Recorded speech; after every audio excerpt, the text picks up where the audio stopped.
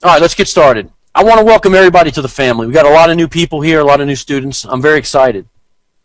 But I want to tell you a little bit about myself and a little bit about a story before we move forward. A lot of you know that Heidi and I like to go to the beach every summer. We stay out there a few months at a time. And some of you that are in Florida know the area know that we had a monster storm in July about 2 weeks ago. And we were held up in the condo for, 2-3 days. Wind was blowing 30, 40 miles an hour. We were stuck in there. I was going a little stir crazy. Internet was down. And finally, the storm dried up, sun broke, and I ran downstairs.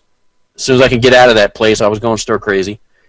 And I went on the beach, and there was a lot of devastation. There was a lot of sailboats turned over, catamarans, jet skis toppled over on the trailer. All the lawn furniture was gone.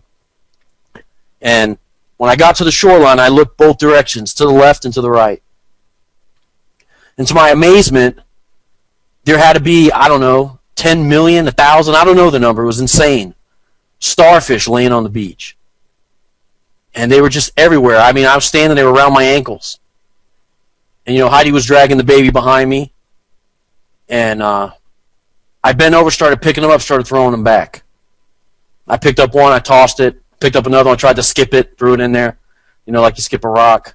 Grabbed another one, skipped them in there. And I just started throwing them in as fast as I could. And Heidi came up to me. She finally caught up with Chase. She was a little out of breath, and she goes, "What are you doing? It doesn't matter. Look at this. Look at all these starfish on the beach." And I picked another one up in my hand, and I showed it to her before I tossed it back. And I told her, "Heidi, to this one, it matters." And I tossed it back. You guys matter to me. You laid out the money for me, and now I'm here for you. What I want you to do is dismiss all the other crap that you've learned about trading for the next 4 days. And I want to be here for you. I want you to sip the Kool-Aid and just become part of something bigger than yourself. I always say this, and it's the truth. This is the last Forex market training you are ever going to need. But the problem is, if you go outside of this area, this room, this group of traders, to find solace or to find comfort, you are not going to find it. Because people don't know what this group in here knows. People think I am a quack, a nut job, a sicko, a psycho, whatever. They don't believe that what I say to be true. The fact that you join this group proves to me that you know that I'm not crazy, that maybe I'm on to something. I promise you, subscribe to something bigger than yourself, become part of the family wholeheartedly, and you will have success in this trading business. Okay? So let's get started.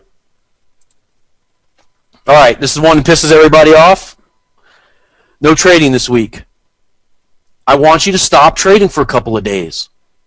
Money, when it's on the table, good or bad, clouds your judgment. Especially if you're losing, right? If you're in a negative open float, or if your trades are down, or you're getting stopped out, you're not going to think with a clear head. And if you make too much money, the same thing applies. You're going to be so jacked up that you're not going to listen to anything. Just turn the platform off for a few days. The market's going to be there when this class is over, I promise. And just hang on, absorb the knowledge with an open mind, and then be ready to trade at the end of this class going into next Monday. Okay? What I wanted to mention to you is that we're going to do a little something different this class that we haven't done before. I'm going to have Carr, Kim, and Granny on the last night come in and give you the market maker biases going into next week. What that's going to do is after you have the information, you'll have a first-hand idea of how to apply it for next week's market. Okay? Some of the points I mentioned, I'm asking this as a favor. Put aside everything you think you know to be true about the markets. Open your mind to the possibility there is, in fact, something going on here and that we're privy to it. Allow yourself the opportunity to have success. And something I say in my regular presentation, don't try to mix systems into this. Don't say, oh, Steve, this is great, but I like the slingshot, or I like the rainbow stochastics to add to the bottom of this. It'll really make it great. That stuff is unnecessary. Don't do any of that stuff. Just give me 4 days, sip the Kool-Aid. I promise you, you'll be happy. All right, this housekeeping slide. Usually we don't need to worry about cell phones on vibrate. I'm going to try to break about 5 to 10 minutes every hour. Quick bathroom break, grab a Diet Coke, etc. I don't put out a book or a textbook or notes. So I'm going to insist that you write stuff down or go back through the recordings and take advantage of that and take your notes then. Just enjoy the class. Kim mentioned this, but it's important. If you're a retake, don't ask questions about sections that we're not covering yet. Gloria, if you're here, don't ask me about the ADR on day one. Save that for when it's supposed to be presented. If you have questions and you just can't stand it, email them to me or save them for the very end of class during the presentation, all right? Let's not try to interrupt the flow of what's going on. All right, I want you to be courteous to your other students in the forum, in the classroom, and in the live classroom. We all paid to be here. Everybody learns at a different pace. If I get going too fast, don't be ashamed to say, hey, Steve, man, look, you're jacked up on Diet Coke. I can't keep up. Slow it down a little bit. I'll wait up for you guys. All right, I'm here for all of you. That's not some sales or bullshit. The sales part's over. I'm here for you guys. I answer emails. If you're struggling and you're embarrassed to ask me, don't be. You paid to be here. I'm here to get everybody going in the right direction and on the right track. All right, we're going to do some homework. Possibly going to end up posting it in a forum, but here's the email address the homework goes to. Steve@mmmforex.com. The guys that are having the most success, girls too, have done all the homework. Some still do homework on the weekends or on a slow night. I know you're saying, shit, I didn't pay this guy all this money to sit here and do homework. I promise you that homework is the key to success in what I'm talking about. If you can't see it in hindsight, you will never see it in real time in foresight. So the idea with the homework is, once I illustrate to you how the market makers work the market, is to go back and to make sure that you can see the stuff developing, see the levels, and see the things that I point out to you in the past. And once you can rapidly identify those things in the previous charts or in history, you should start to recognize their appearance in real time. Everyone should have gotten a glossary. If not, it is in the forum. Keep it handy for the next couple of days. I might say some things that don't sound normal. That's normal for me. The terminologies are on there. The best thing to do is tonight after class, if you're a little lost, just read over that a couple of times and get familiar with some of the things I say. That's all. All right, that's what it looks like. You should have it. Okay, some people are saying they can't see the slides. We're on the glossary page. If you can hear me but not see slides moving, everything's working on my end. I'm positive. So log off and log back on, okay? All right, let's get started. We're all here to learn how to beat the market maker and trade in line with him. All right, so to beat this guy or these group of guys, you got to understand their objectives and what they do. Their first objective is to induce traders to take a position. How do they do that? They circular trade, which means they trade between them. They trade from bank to bank, back and forth. They produce wide range swings. The swings create some type of activity in the market, even though there's really no volume behind it. Your account is of no use to him. You making a deposit of FXDD is of no use to the dealer until you click the mouse, until you take a position. So his job is to induce you to click the mouse by showing you something on the chart that gets you to take action. Usually he sets up some type of textbook technical that you've read about, or a breakout system, some type of behavior to get you to click the mouse. Their second objective is to create panic and fear to get you to think irrationally. Now, I talk about the illustration as they spike the market quickly and pull away from those zones, which validates the pending orders or gets people going in the wrong way. That quick move or spike or inexplicable price behavior out of nowhere, they spike the market on a Friday afternoon right before the close. That creates a panic in you. And if you're in a position when they snatch the market away from you, that creates a panic, gets you to lift your stop and think irrationally. That irrational behavior ensures that they will margin you out or eventually get you into trouble.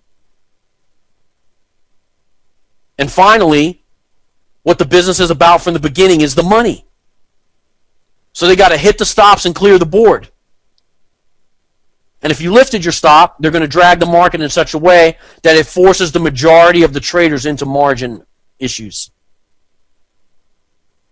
Because the bottom line and the most important objective is to pocket your money so they can get their Christmas bonuses. Okay? All right, am I going at a good pace? Okay.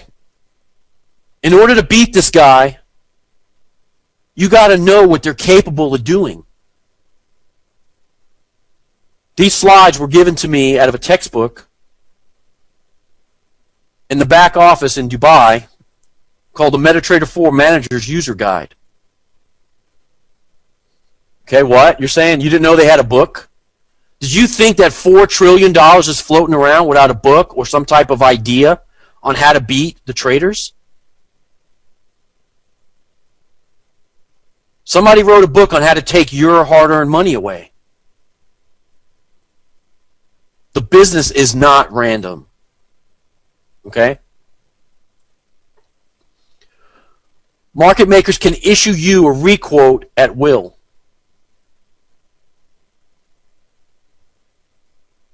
You see the three buttons in the center: return, send, confirm, reject.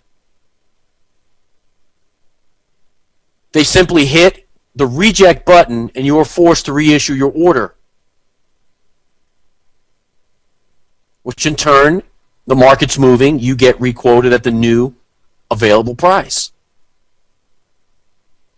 Keeps you from getting a good fill, getting a good entry.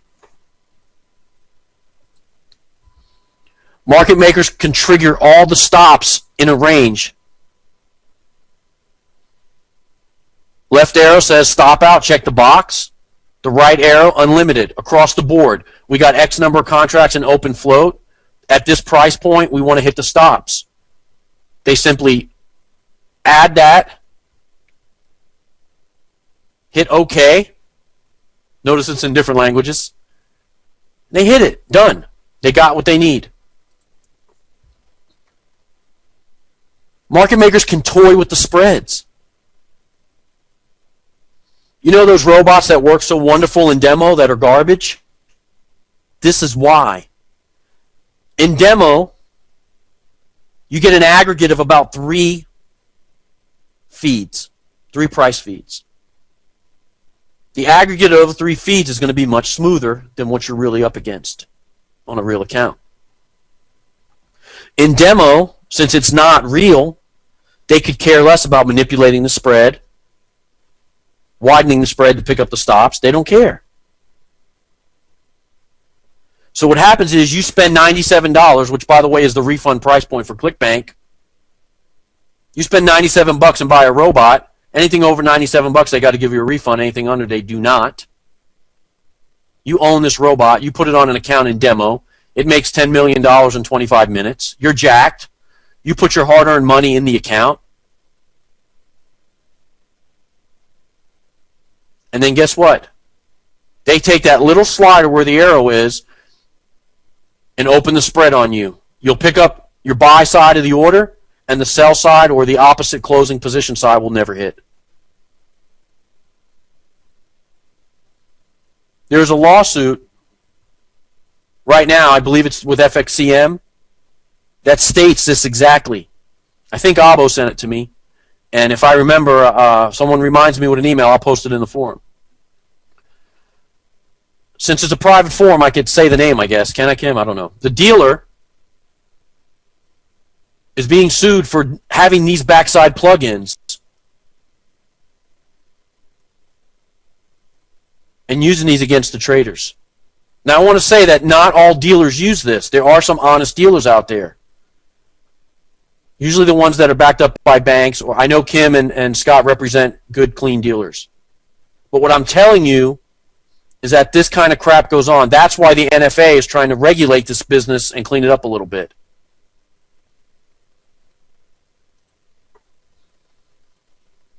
Okay, did you ever open up two different platforms and notice that maybe one high of the day is 23.55 and another one is 23.57?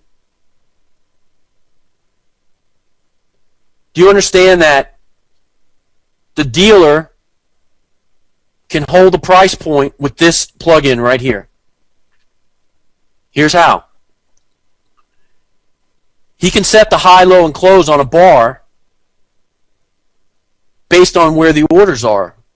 So if the dealer sees stops at 23.59, or if he sees a bunch of orders at 23.60, he simply types in the high of the bar to go to 23.59.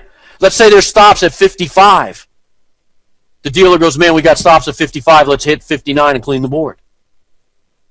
Remember I told you his third objective is to hit the stops and clean the board? This is how he's capable of doing that. Okay, let's say there's pending orders at 23.50 or 23.48 on the low side. He doesn't want to activate those orders because he might end up retracing and going back down. He will make the low 23.52 and leave the pending sitting there and not absorb those orders because he doesn't want the negative drawdown. Okay? These tools give the dealer an edge. And understanding that these are out there switches the edge back in your favor. They know who's in margin trouble. Ever do something stupid and lift your stop and get yourself flashing red and black back and forth because you're on the edge of margin? He knows this. He has the whole list of who's in call-out trouble. It's on his desktop. There's a trade designed called a straightaway, which I'll discuss here this week, to finish these guys that are on the fence and call them out and take the balance of their account. It's up to you to know the call-out level of your dealer. You guys that are overseas, certain dealers have a 0% margin call. That means they could take every penny from your account. Some have a 25, some have a 50. They could even take the front side margin that you're using to hold your positions open.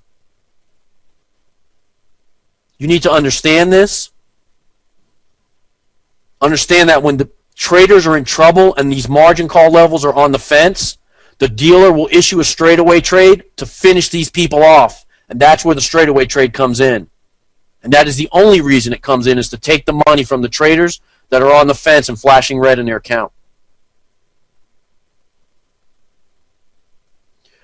Someone's asked me if I said something about FXCM. Do you work for them? Because if you do, then I won't say it again.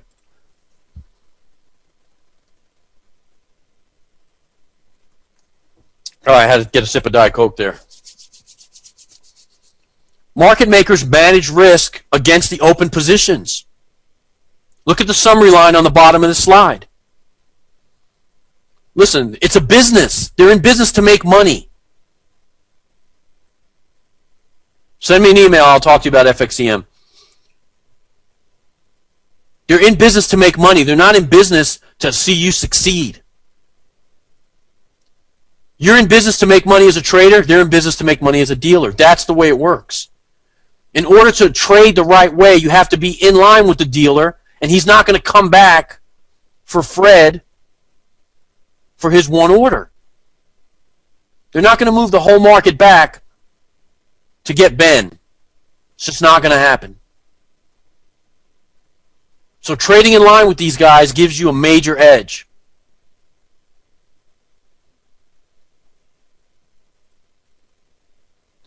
This is every plugin I just showed you on the account manager's desktop. Anyone that runs this platform has this. And I'm going to show you a picture of what they're looking at in a minute, or what the room looks like. This is what they see. They know everybody in margin trouble. They know the open orders. They know their open positions, how much equity they have as a dealer to work with. Listen, some of you are upset about accounts. Contact Kim and Scott at Compass. They are the IBs for a couple of good dealers. They will get you going in the right direction. All right? Enough said about that. Contact those guys at Compass. That's why they're here, to aid you guys in getting good accounts at clean dealers.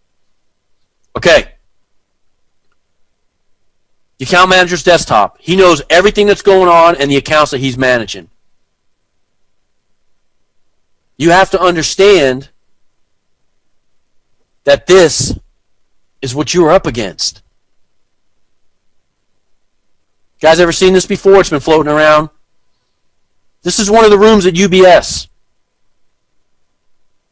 But UBS is not the only dealer that has a room like this. Each one of those guys is managing their risk, monitoring their equity, and looking after the customers.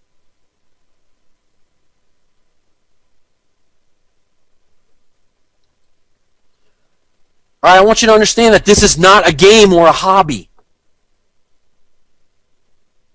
The dealer is lying in wait for you to make an uneducated, emotional decision such as lifting your stop loss or over-leveraging your account.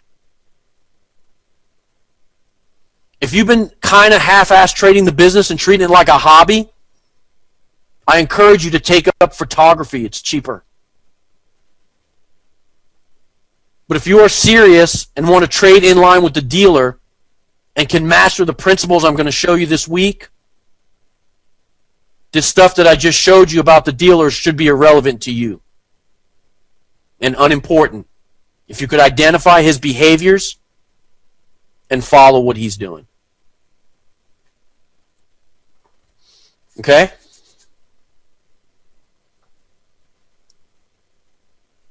Okay, so how do we beat these guys? We have to understand where they set up their moves and what's going on. They make some trap moves. Those trap moves start at the beginning of the week, Sunday going into Monday. Edwin, you might have to log in and log back out. Okay, look, a lot of people are saying I'm having problems. Can you, in fact, see how to beat the market maker slide trap moves? Just throw a couple of Y's up there. Don't go crazy. Okay, fantastic. Thank you. The trap moves are made at the beginning of the week. Why? They'll jam you up and hold you in open position from Sunday, Monday. The beginning of the day, 5, 6 o'clock, when they set up the channel, the market maker spread, they already have some number of jammed up traders. The beginning of the session, at London Open and US Open, there was a false move to jam up the traders in both sessions and to end the day jamming you up. The end of the session and the end of the week. Friday, they will make an aggressive move and pull back against that move to trap the traders into weekend carry.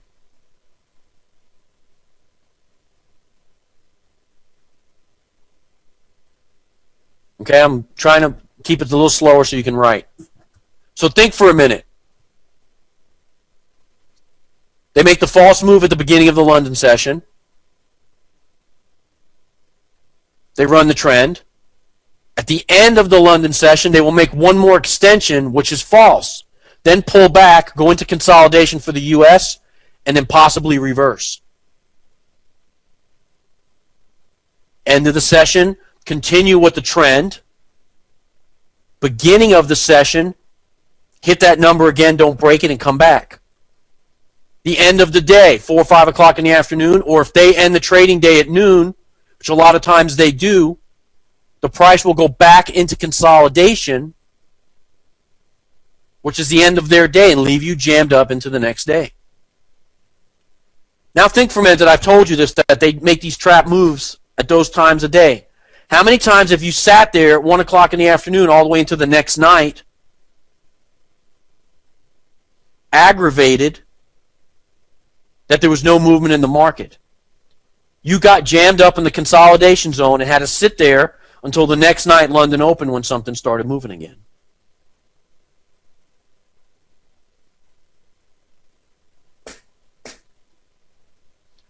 The beginning and the end of the day is defined as 5 o'clock New York. The end of the day is 5 o'clock New York. It's a 24-hour cycle. I'm going to illustrate it for you in a second here in detail. Understand that the pattern presents on a larger scale throughout the course of the week. Okay, some of you just installed the indicators. I'll give you a brief update on it. These double tracers right here. Let me grab my little ballpoint pen. I'm excited. Okay, these little tracers right here and right here. These two lines. This is Friday. This area is Sunday. This is Monday. This is the beginning of the week. The double black tracer is the beginning of the week.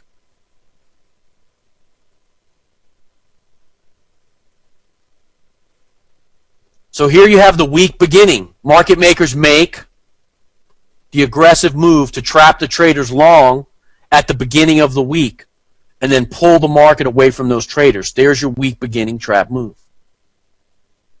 In fact, this move just played out in most majors across the board on Monday. They made a triple top high and jammed all the traders and the bottom fell out. My traders caught that move.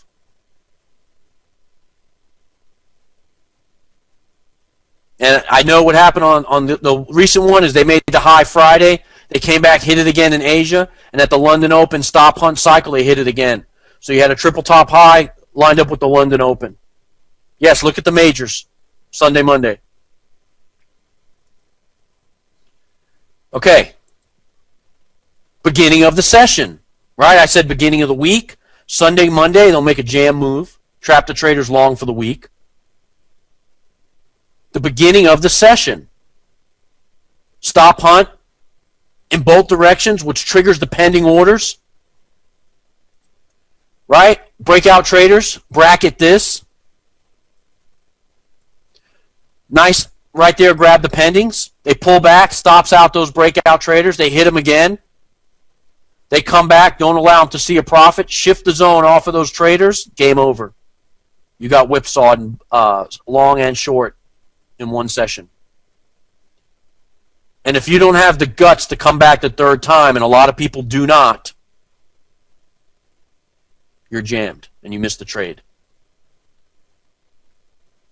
Okay? So now you know when you're looking for the false moves. End of the week. Here's Friday, right? Here's my double weekend tracer. Friday, Sunday, Monday. Okay? Here's Friday. Before they end the day, they spike the low, pull back, end the week in consolidation chop. The lower level shorts are jammed for the weekend and got to pay rollover. Right?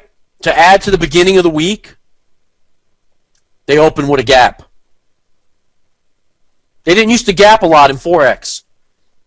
A couple of years ago when people got their butts kicked in equities,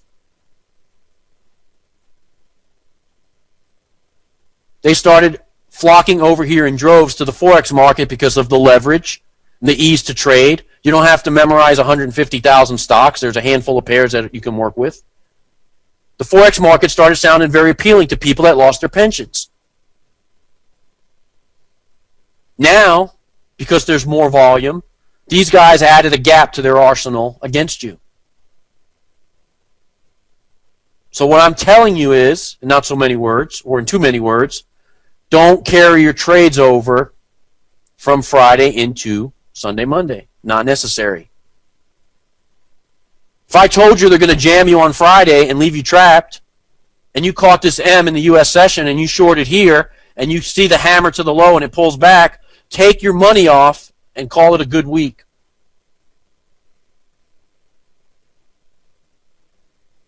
Okay? End the day in consolidation, end the week off of the high, 25 to 50 pips to jam the traders, depending on the pair, and I'll talk about that in a minute. Okay? Good stuff. Another Friday example. They went up to the high. Friday, Sunday, Monday. Here's your formation. Here's our entry in our group. This might have been a scratch because you have a big entry bar. We might add a pass on that. I know Jim Nicholson got in right there, though. Okay. If this bar is too big, this is a pass. This is a no entry. Okay, now, here's the gap I talked about. This looks like buy the dips in an uptrend, right? So people got jammed up all in here. Friday, they closed, they stuck them because people thought the market would rally at the end of the day, right? Whatever the philosophy is. They gapped down, hit the stops that were all in this range right here. And all these guys that were stuck long in here, they gapped them right out, with hit their stops. Now, the shitty thing about the dealer that he can do about that is this. If the dealer closes at a price point on Friday and he gaps down 100 pips or 80 pips or 50 pips and opens, if your stop was 5 pips below the candle, he gives you the fill at 45 minus 45. How can he do that? I had an order in minus 5 or minus 7. The answer is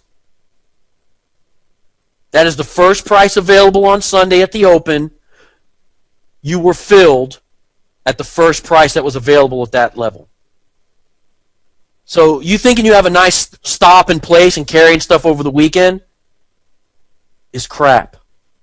If this has never happened to you, I applaud you. If you thought about carrying trades into the weekend, this is why you do not. You don't know what's going to happen with the economy the way it is. You don't know if they're going to raise the debt ceiling, lower the debt ceiling, fire the president. You don't know what's going to happen. You don't know if there's going to be some mass exodus in the Eurozone to get out from underneath the euro and there's burning and buildings collapsing over there. You don't know if there's going to be an earthquake. Market makers use that crap as the opening reason to gap the market aggressively against you. It's crap, but it doesn't give you back your lost equity when you hold a trade over Friday. I've seen gaps come all the way back to the low. I've seen sick stuff with the gaps. So what I'm telling you is, in not so many words, is don't carry trades from Friday. Take what's given to you and get out.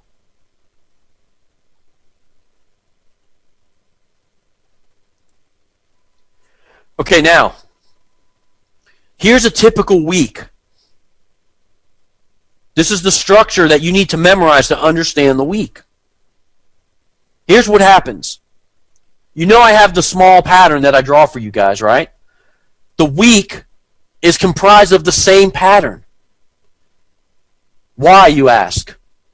The answer is because the behavior is the same on the larger time frames. So the market maker's counter to your behavior has to be the same. So what happens is this. Remember I drew this for you? I don't know if you can see that purple. Stop, hunt, high, drop, pull back, right?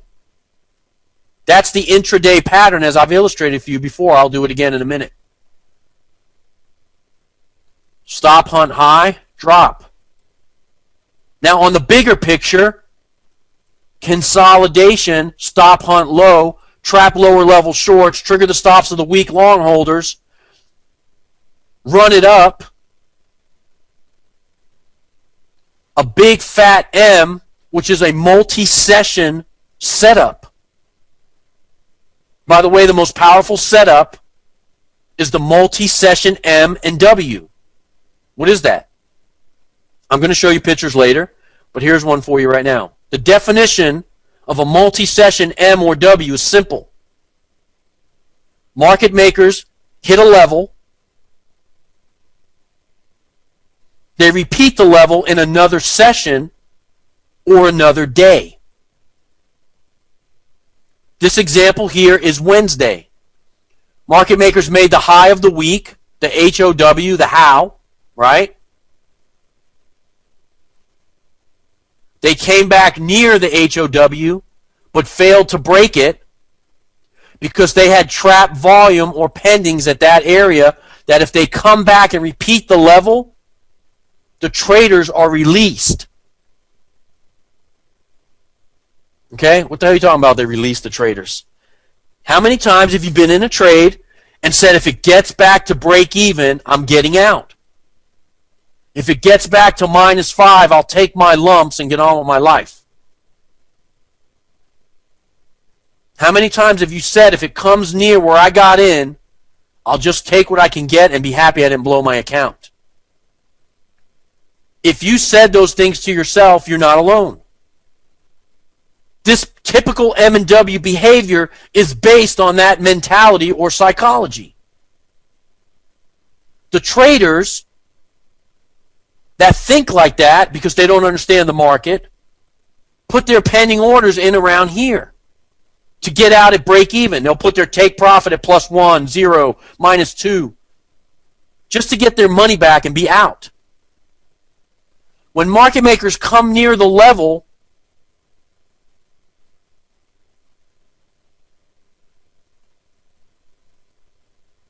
they don't allow that volume to be released back into your accounts. They don't want to release it back into the wild. Think for a minute. If there's $500 million at Wednesday's high or the high of the week, they're not going to break the level. They're going to come near it because, remember I told you they're so greedy, they got to grab whatever money's still there, and then they'll shift away for 3 days.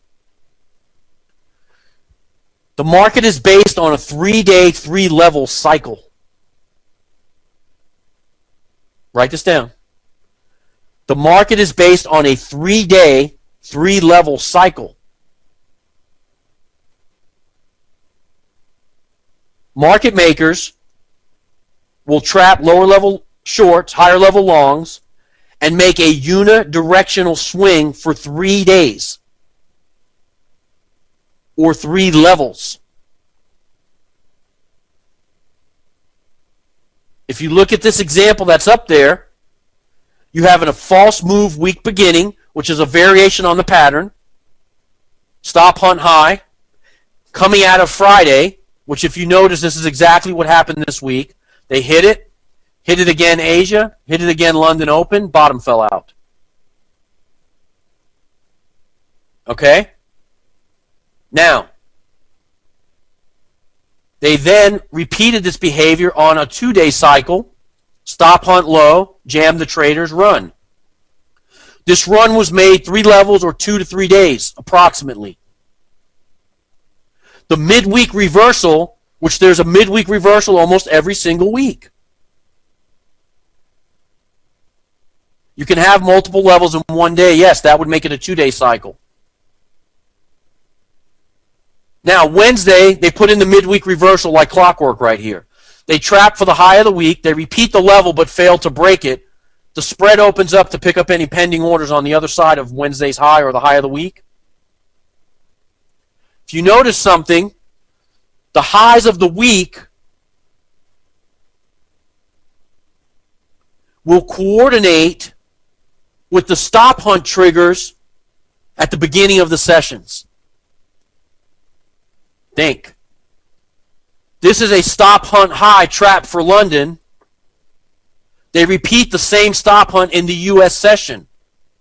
2 sessions formed out in the middle of the week at Wednesday after 2.5 days of rise at 3 levels looks like a midweek reversal to me. You then get a unidirectional swing. Unidirectional meaning one direction. A unidirectional swing for 3 days. My friend David Gian and Bruce from New York would have caught this as a swing trade and maximized their gains looking to exit this trade Friday U.S. session. Why? Friday's the last session of the day. We know the low would probably come in between 9 and 10 or 9 and 11 in the morning. At the session changeover, the reversal comes. So we look for the low of the day, London, to look for our exit. We get the spike, a repeat of the level, and into consolidation to end the week. If you are a swing trader, that is your exit. Level 1, level 2, level 3. 3 levels of drop, spike the low, end in consolidation, lights out, a couple hundred pips in your pocket. The pattern that I'm going to draw for you and illustrate for you is observed intraday, intra-session, and intra-week. It also plays out on the dailies and the 4-hour chart. But for our purposes here, we're looking for intraday swings and spot trades only. This information will help you in your larger term charts and any other market. That stuff can be traded.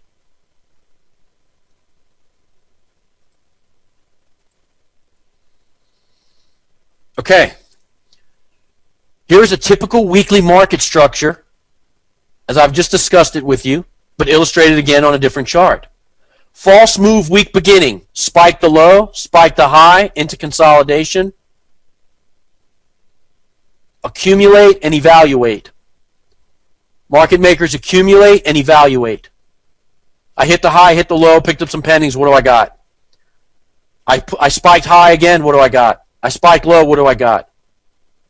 Accumulate and evaluate. Steve, what are they evaluating? How good of a trader I am? No. They're evaluating the contracts and the money. How it's straddled over their spread. That's all it's about. The business is about the money. Now, you have a false move, spike the low. The V3 is vector 3 candles. I'll talk about that in a minute. There's the big fat W formation. Spike the low, pull back, hit it again, jam up the traders, validate the short sellers. Averages are open. This is a down cycle in any other textbook except mine. Straight rise into consolidation. Stop hunt low, rise. Next night, stop hunt low, rise. Next night, grab some pendings. Stop hunt low, rise. Rise big. 33 trade, another trade we're going to talk about. A 33 trade is a setup. I'll lay the rules out for you. On day 3 of the 3rd level, you have an intraday 3-level rise. That trade will absolutely lead to a reversal.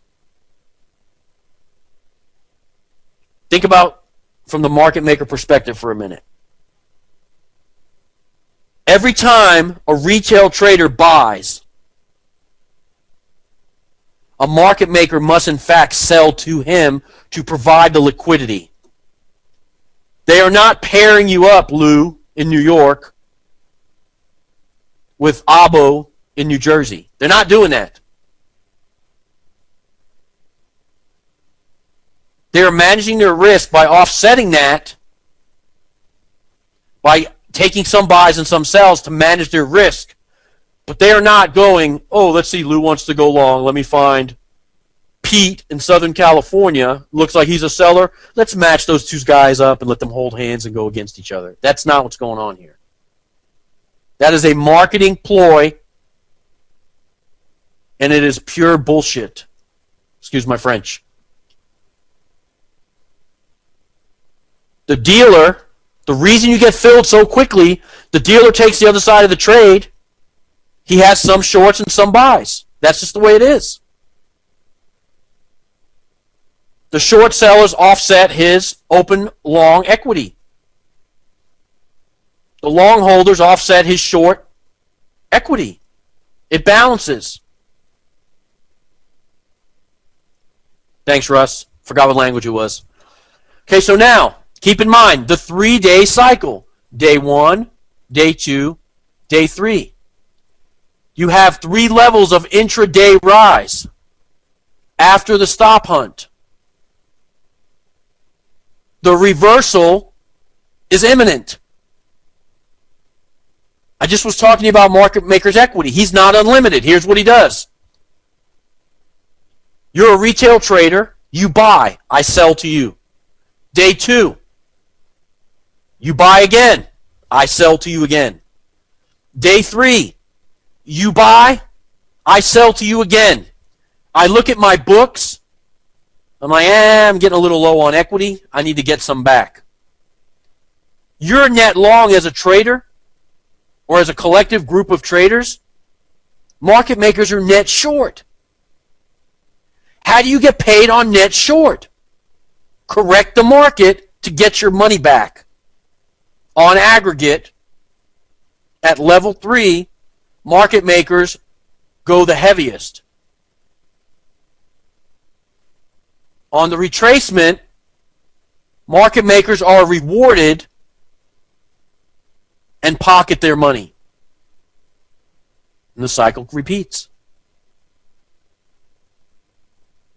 Okay, so now look at the week. False move week beginning, trap the traders. Evaluate. What do we got?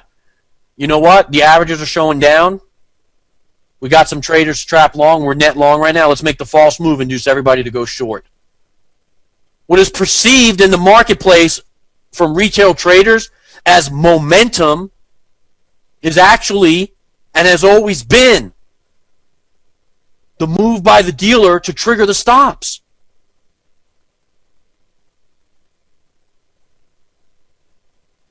When you see an aggressive move quickly and fast like that, that is a move to trigger the stops. It is done on less volume, and it gets the traders. Look at this from a technical standpoint. Cover that. This is what you have in front of you. You have an aggressive vector 3 or 3 candle aggressive move down, momentum. Breakout traders might have been rewarded on this deal because it's a 100 pip drop. The averages are open and crossed down. That's a technical short. Everybody fell for this. Market makers applied the brakes. Lower level short holders snatched it away, went into consolidation in here. That consolidation at the lower level builds short contracts from the amateurs that sell the rises in a downtrend, sell the rallies in a downtrend. That's how the textbook goes. That move, selling the rises in a downtrend, jams up the majority of retail traders short. Now, remember I told you there's a trade designed to get everybody in margin trouble and to keep them jammed. That is called a straightaway, and it comes out of level 1. It is right here on the chart. Okay, see the marking? It's right here. Here's what happens. You sell the rallies in a downtrend, you sell the bounces off the moving average, right? Not understanding the cycle. These are short move continuations for retail traders. Short move continuation for retail traders in here. They have some number of people in margin trouble right there and some number tracked. Those traders are now stuck. Market makers are counting on you to make an irrational decision. The irrational decision being lift your stop, scale in the wrong way to a contract, add orders to it, average down, average up, average sideways, whatever the hell you want to call it. They're counting on this. They then, at the beginning of the Asian session, shift the zone away from those traders quickly. See it? 4 straight rise green bar. They then go back into consolidation to accumulate more short selling. They push down, but they don't go past all these levels. They don't go past the levels because it releases the short traders that want to get out with +1, +5, +10 and get their money back that have been down all night. What's anticipated at a level 1 after an aggressive W formation is a straight rise. This is the day that most of the breakout traders will get rewarded This example, they threw a small stop hunt to the low and stopped out the short pendings. But the long pending side was rewarded. And if you notice, when they come out at London, it's a monster move, straight green candles right out of the box. Why? The aggressive behavior gets everybody into a panic that is net short. Or in a short position with multiple orders or big contracts or whatever you're trading. That aggressive move, pulling away from the low of the week, pulling away from the low of the week, jams all this volume in here.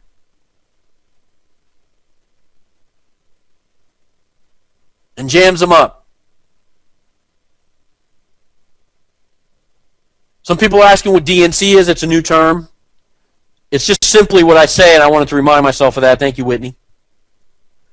Do not counter trend trade coming out of level 1. Do not counter.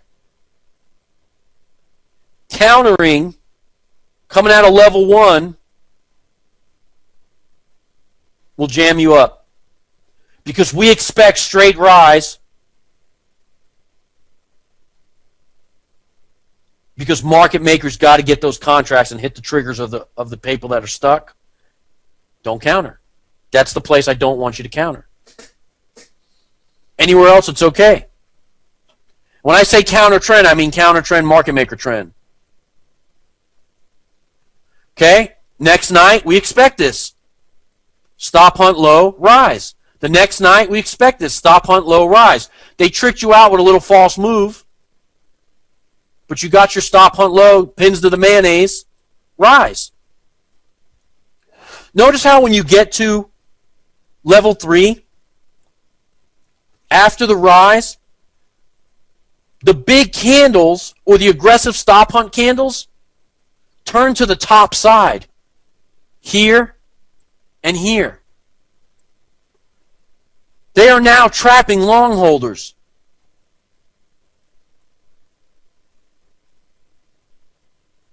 Understand?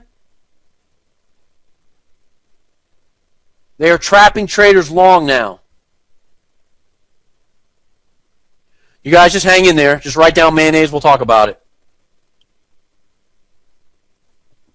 As a trader, had a Diet Coke, a sip of Diet Coke. You got to understand how to read the moves and understand what's going on in the market. Where the trap volume is, what the market maker is doing, how he's jamming up the traders. That is why it is not necessary to analyze your charts all the way back to Kingdom Come in February of 1907, that people that follow technicals do. Reading the market maker over the last 3 to 5 days at the course of a week will give you a directional bias, identify where the volumes are trapped and where the retail traders are stuck, and you will have your directional. Identify the midweek reversal. Tuesday, Wednesday, or Thursday it's coming in. Midweek, Sunday, Monday, Tuesday reverse. Wednesday, Thursday drop. Rise Sunday, Monday. Make a big fat M. Drop Tuesday, Wednesday, Thursday, end Friday, and pull back. This is the cycles you have to be able to walk up to a chart and identify. Our group of traders that understands this saw the sell-off coming when they hit the high 3 times on Sunday night going into Monday. When market makers take the trouble to go back a 3rd time to a level and don't break it, the correction is imminent. When market makers go back a 3rd time, repeat the low of the day, the rise is imminent. They didn't go back to the level because they felt sorry for you and wanted to let you out of your trades. They went back there a 3rd time because there was so much freaking money down there they couldn't stand it. They had to come back and grab it.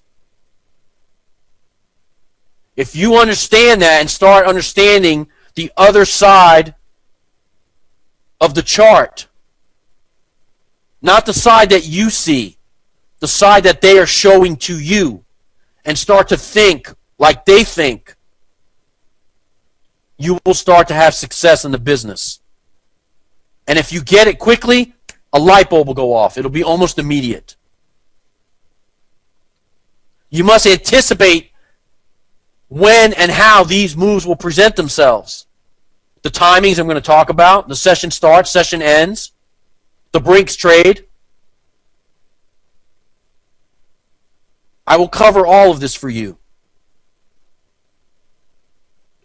You can truly beat the market maker by simply trading in line with his behaviors. For you new guys,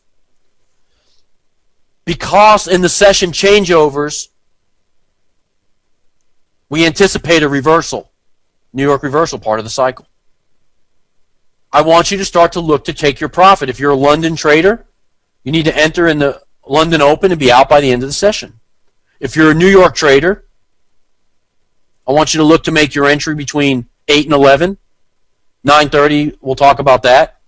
Look to be out by 12, 1 o'clock in the afternoon.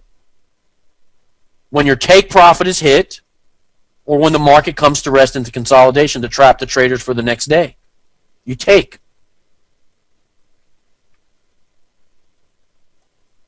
If a trade does not see substantial profit in 2 hours, take your profit or a small loss. This is not negotiable. Why? If you see a perfect W formation or a setup, and it doesn't move into profit within 2 hours, upon further analysis by the market maker, the contracts were not straddled in the configuration that he had hoped for. This lack of configuration forces him to hold the level beyond the 2 hour mark to accumulate. The accumulation phase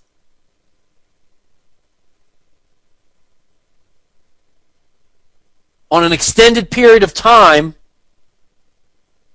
could lead to another stop hunt against the original position you thought you had. Correct.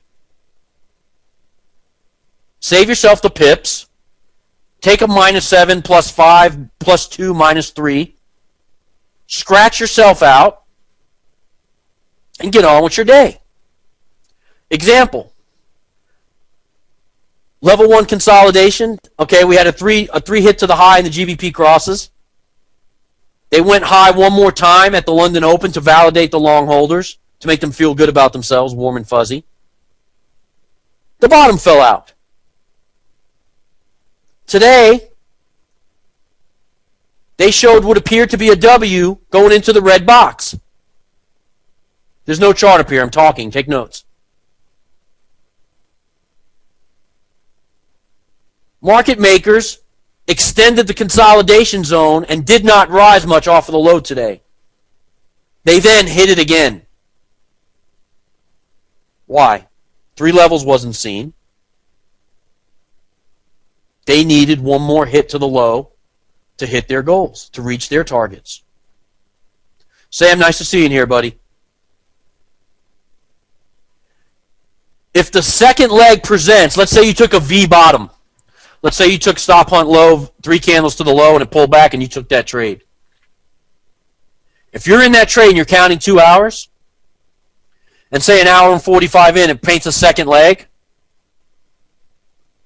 and it pulls back, restart the clock. The 2 hours is not negotiable.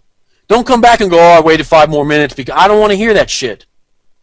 If they don't move in 2 hours, the criteria or setup for which you took the trade is broken down, they got something else going on, their contracts aren't straddled right. They're going to make another stop hunt or a move. Sometimes you'll take it off and you go, damn, I had it right. Sometimes you'll take it off and go, oh, it's stop hunted again. The reason for our setup or the criteria which you took the trade on is now broken down. It becomes a 50-50 gamble. We are not in the 50-50 gamble business. Go to the nearest Indian casino if you want to gamble. Your job is to take high probability setups based on market maker behavior. He shows you an action, you react to it. He showed you stop hunt low, you buy against the retail trend, take it long. He comes back to the level but doesn't take out the low, the trade is still good long. Start the clock over. He holds the second leg at +5 and goes into consolidation for 2 hours, you scratch the trade and give yourself a break. Okay? That's the rules. They're not negotiable. Write them down.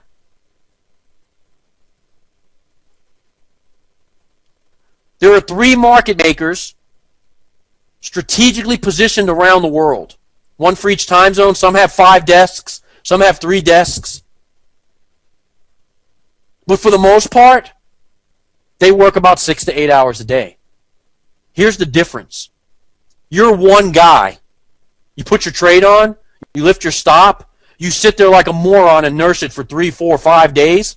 These guys go about their business. They're unaware of the suffering that you're putting yourself through. They're unaware of the fact that you've been drinking Red Bull, punching your wife every day because you're in the wrong trade and sitting there like an idiot waiting for it to come back. If you get jammed up at the midweek reversal, you can forget it for 3 to 5 days. If you get jammed up at the midweek beginning or at the false move week beginning on Sunday, Monday, you can forget it till Wednesday or Thursday. They don't come back to the levels to release the traders because that's how they make their money. So if you sell into the stop hunt down, you got 2 to 3 days of rise before you're going to even see a chance of getting out. If you buy at the high of the week, Wednesday, when they make the first leg of the M, and you buy long at the top at the worst possible place, which people do, by the way, there's a whole system based on that by a guy named, I don't need to say it. He takes the breaks of the highs and the lows. I promise you it's not a profitable system. You don't need to waste your time. If you buy at the worst possible point on the chart, unidirectional swing dragging you to Friday into the weekend, sorry about your luck. Buy some Red Bull because you ain't getting out. Our job in this group, in this room of traders, is to identify those extreme points on the chart, take them in the right direction against the herd, and convert a spot to a 3-day swing, or maximize your gains by following the market maker bias. That's it. That's the job. I know it sounds too simple, but when you can understand what they're doing on the chart, it really is. So keep in mind, when you become exhausted, all they do is come in, change shifts, talk to each other. They get started with a fresh set of objectives and targets, and you're sitting there like a nutcase, hoping you don't burn your account down. That's why you've been struggling in this business. I showed you an army of traders against you in a room that unless you understand them, you really have no chance. This week, I will change that for all of us. All right, this is just an example to show you the desks. If you look right here, they got 1, 2, 3, 4, 5 desks. They got some pretty good coverage, man. They're up Chicago, New York, London, Hong Kong, San Francisco. How are you, one human being, going to trade against 5 desks that are all fresh, feeling great, come in their suit, drive to work in their Bentley convertible, and you're exhausted sitting there nursing a trade,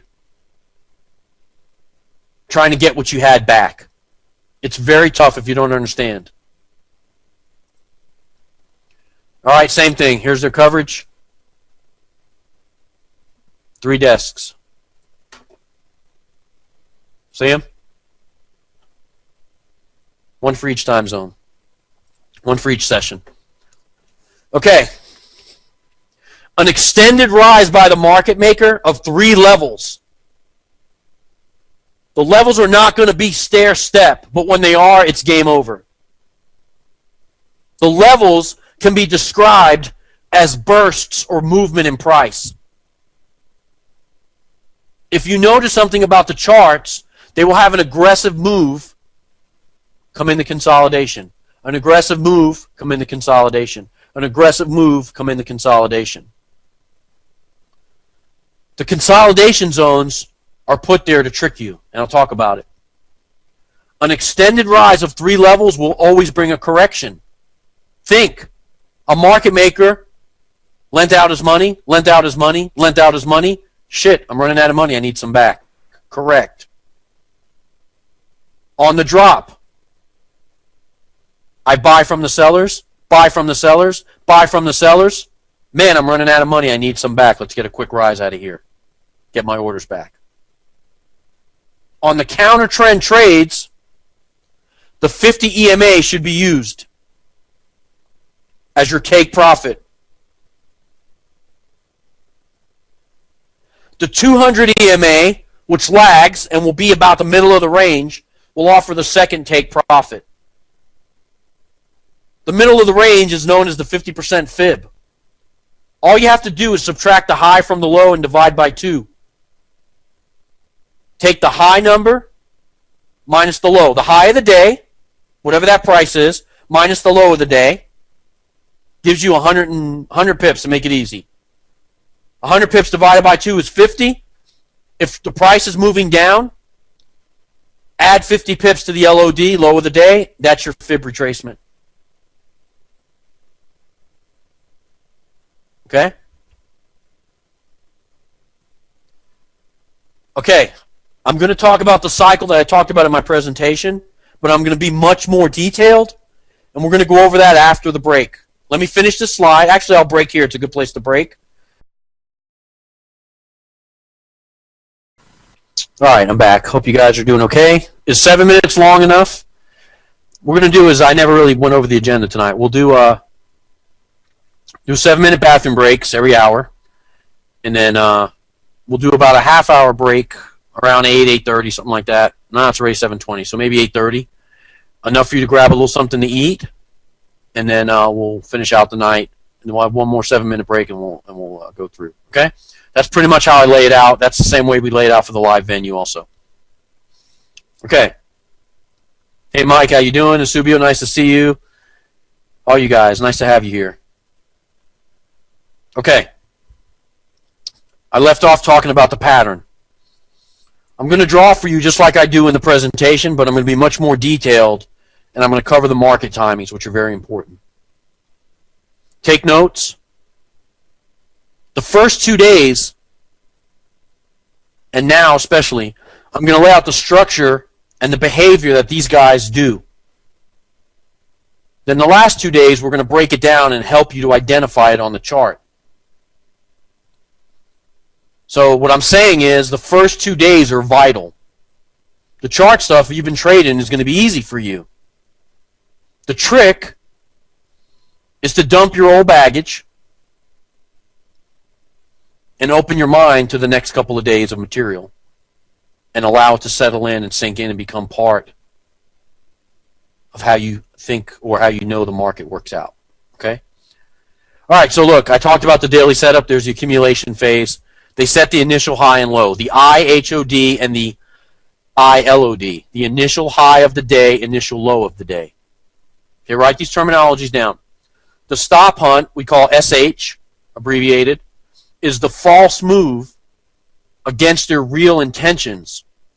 That is the move that for years, people that didn't know me and know me now thought was momentum as breakout trading. When they saw the spike, the aggressive move, they thought that was the breakout or thought that was momentum in the marketplace.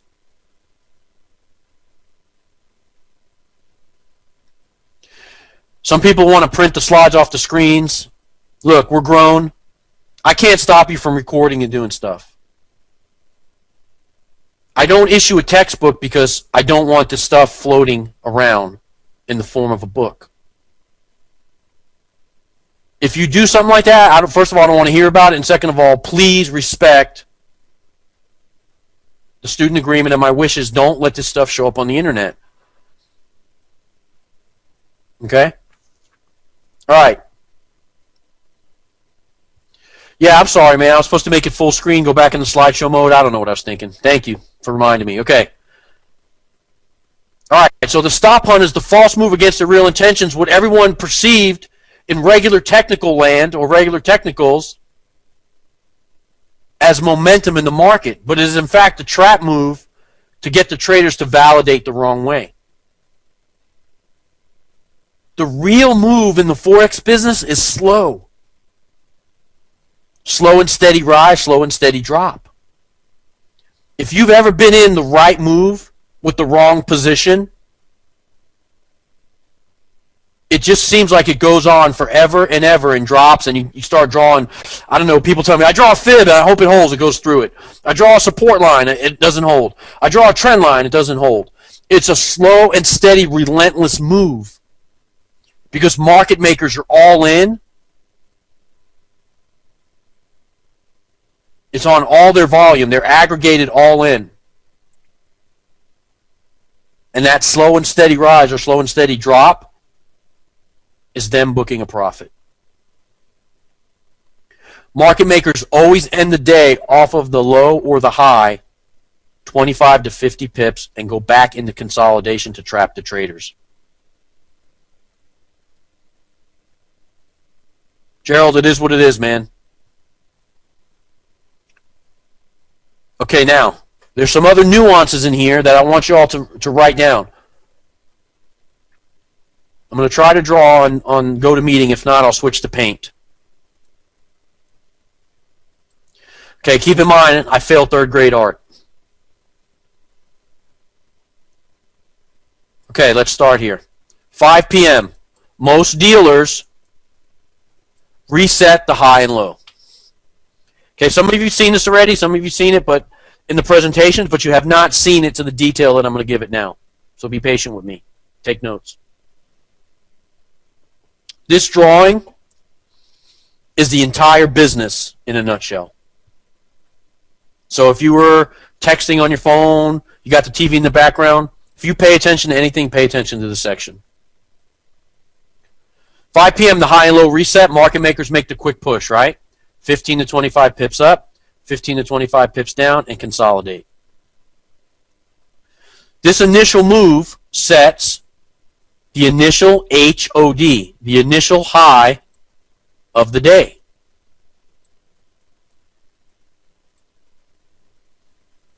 All times are 5 p.m. New York time. All times are Eastern Standard New York, okay? NYC time. Sorry about that, okay? This move also sets the initial low of the day. You Craig Harris guys call this the Tokyo channel. It's simply the market maker spread. Okay? They trade in between this range, accumulating contracts. Anytime you see sideways movement in the market, it's not congestion. I've heard it called so many different things, it's funny. You don't have a chest cold when you're trading. It's not congestion. It's not a traffic jam. Anytime market makers hold the level and move sideways, they are hitting the stops, inducing traders to take a position, and collecting contracts for their pocket. That is it. There is no other explanation for it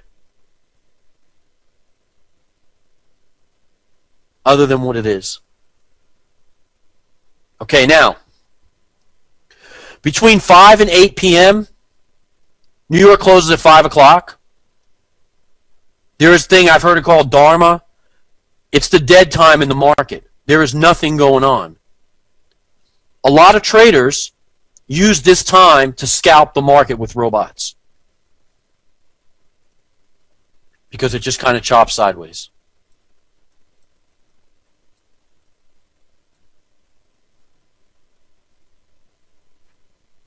Let me illustrate this, then we'll talk about questions. From 5 to 8, there's absolutely nothing going on in the market. All exchanges are closed. From 8 to 8:30 p.m., there's a thing called gap time. All times are Eastern New York. Gap time is when the market maker comes on duty and he gets his instructions for the day from the powers that be of what he's supposed to do.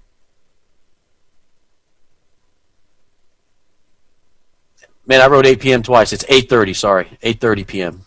8:30. All right. The market opens, the Asian session opens at 8:30. Okay, what takes place in gap time? Hey, what's going on today? I got long holders trapped high on the aggregate at 129.27.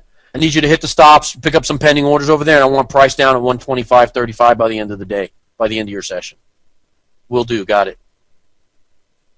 Hey, I got $600 million in open float. We're a little out of shape with our equity. I need you to hit the stops and even some of that out. I need you to get it down to about $400 million in open float because we can handle that. Our equity pool's getting out of whack. It's not 8 p.m. in Tokyo. It's the morning over there. I don't really know how the times convert over there. It's 8 p.m. New York City to 8:30. Market maker gets his instructions. He goes to work. Now, he also is told that he has to continue to accumulate. Collect the contracts, balance out the books, whatever it is. Most of the time, the accumulation phase goes through the Asian session. In a perfect world, the accumulation happens all through Asia, breaks out London, starts the move, continues, reverses US, and goes back into consolidation. But if it was that simple, there's a lot of smart people out here. Craig almost figured it out. People would figure it out. So with that being said, they change the session times when the moves occur to keep people confused and unable to figure it out. That's all it is. By switching times, they throw people off. Nuclear reactor blew up. Let's move the N pairs today during the Asian session. Duh. Nothing going on. Let's hold it and let's not move it till the U.S. Okay? They will hold the swing through the session till about 1 to 2 a.m.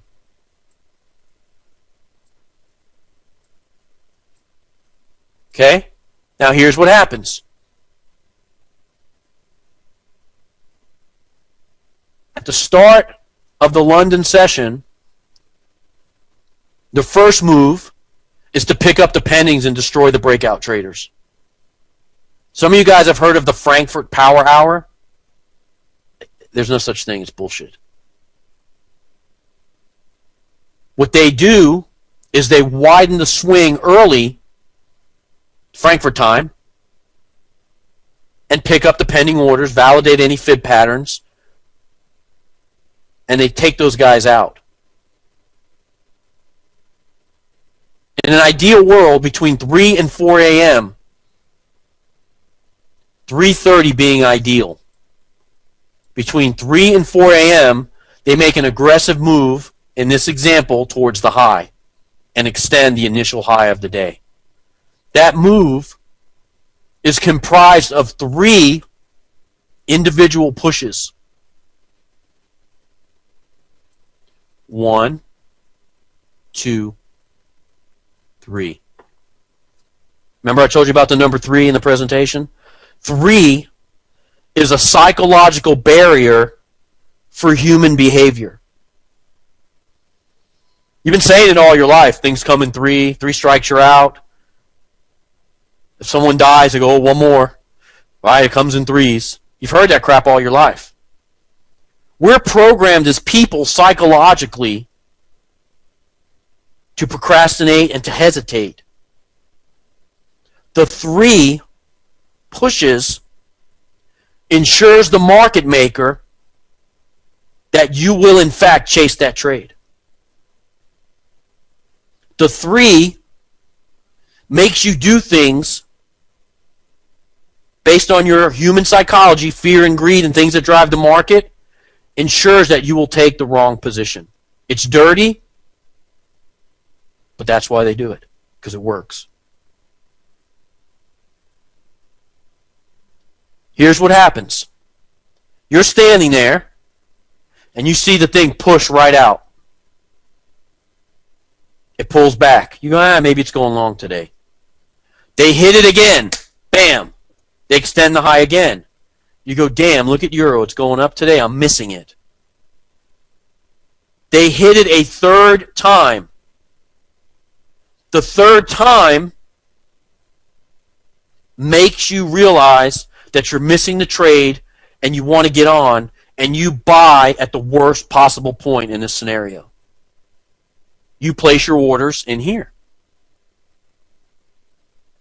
Okay? This action goes on around 2:30, 2:45, 3 o'clock. When they get those orders hot, validated, and piled on, they quickly pull off 20 to 25 pips. And I'll go over this again. But just, this is a very important part of the business. Pay attention. They'll pull back quickly. They repeat the level but fail to break it. They fail to take out the high of the day. They might throw a wick above it. That's acceptable. The wick grabs the orders. They will then pull away and go into consolidation. They shift the zone away from all this work in here.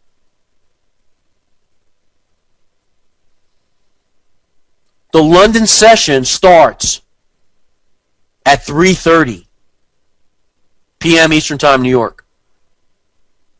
The Asian session ends at 3 a.m. Steve, that doesn't line up. The gap time from 3 to 3:30 is when the Asian market maker discusses his moves with the London guy that's coming on duty now. The London guy receives his marching orders from what Asia was able to accomplish or not accomplish, and what needs to happen to keep the bank liquid and making money.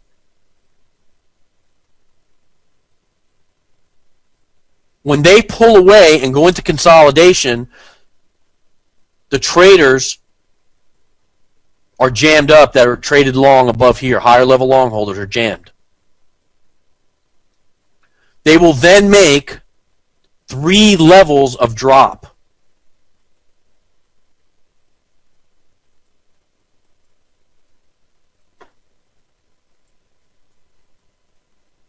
Okay?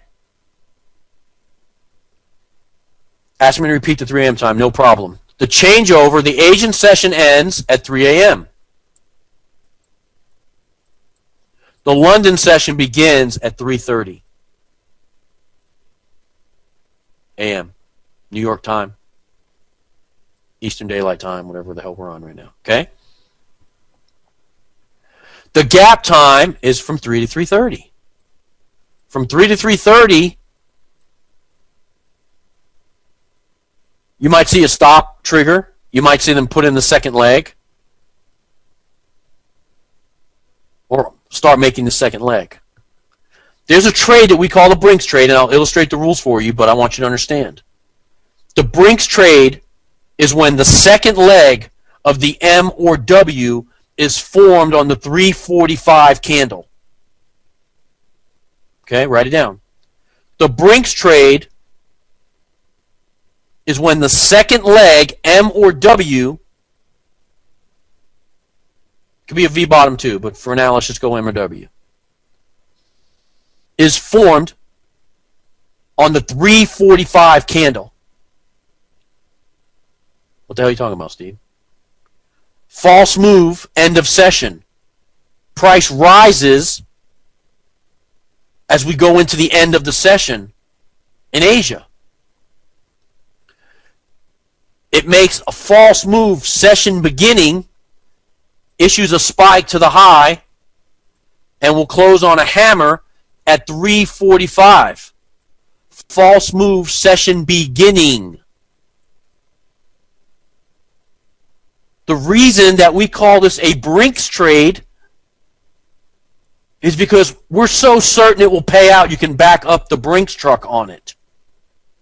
There are 2 Brinks trades a day.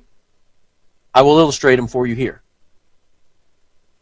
All pairs, any pair. If you get second leg M or W issues a hammer at 3:45, lights out. Back up the Brinks truck. You will get paid. The 3 levels of drop will form during the night of about 6 to 8 hours. Look, I don't know your time zone. Convert it on timezones.com, man. I don't know. New York time, if you're in California, -3. If you're in Hawaii, -5. Figure it out.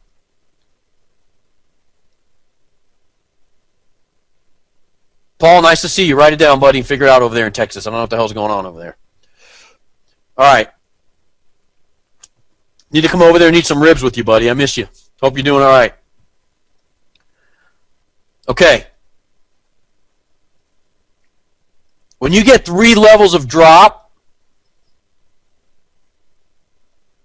most of the time, because you have an extended move, you will get the W formation on the opposite end of the chart, and you will get the retracement back into the range. I mean the 345 candle that paints from 330 to 345 and locks. Okay? So now, the Brinks trade comes in, second leg M or W, when the candle paints from 330 to 345 and is a hammer spike. I'm going to talk about the rules and more stuff. We'll go over it. Just want you to see it right now. Now, let's talk about ADR. If you have an ADR on a pair, which is average daily range, average daily movement, sorry about my drawing. Okay, now, a pair moves 100 pips, right? I just told you there's 3 levels of drop or rise. In this example, there's 3 levels of drop. What's 100 divided by 3 levels? To make it easy, let's say 33. I know it's 33.333, whatever. It's 33. Each level will contain approximately 33 pips. Right? Understand? Each level contains about 33 pips. So you have a burst or move of 33 pips in each level before a retracement or consolidation is seen. They'll hold it a little bit. Mid-session, they'll consolidate. They'll burst 33 pips again. Consolidate around the 8 o'clock hour a.m. Then they will burst again 33 pips to finish out the session.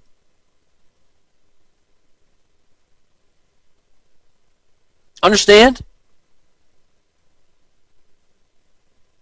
So if a pair is 150 ADR, like the pound, or 200, take 150 divided by 3, you're going to get 50 pip bursts of price movement.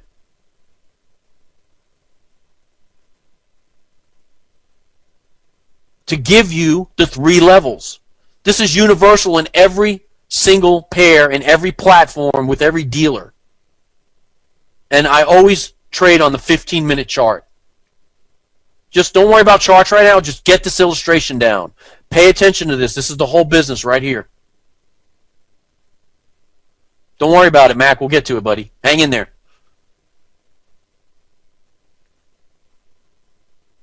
Nice to see you. Okay. If a pair has an ADR of 150 pips, then you will get 50 pip price bursts.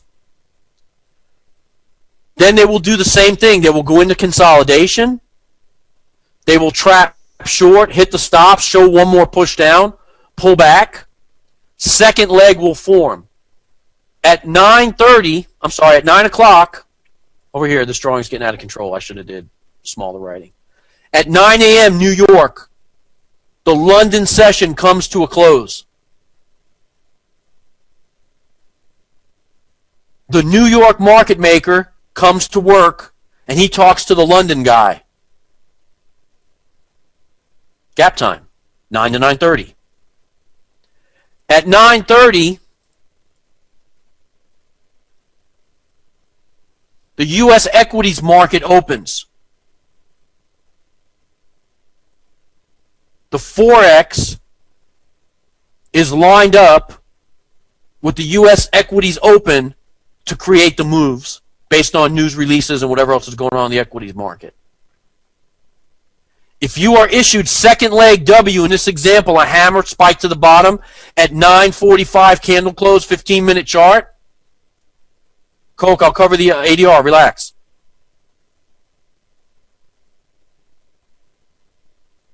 If a 9:45 a hammer is issued,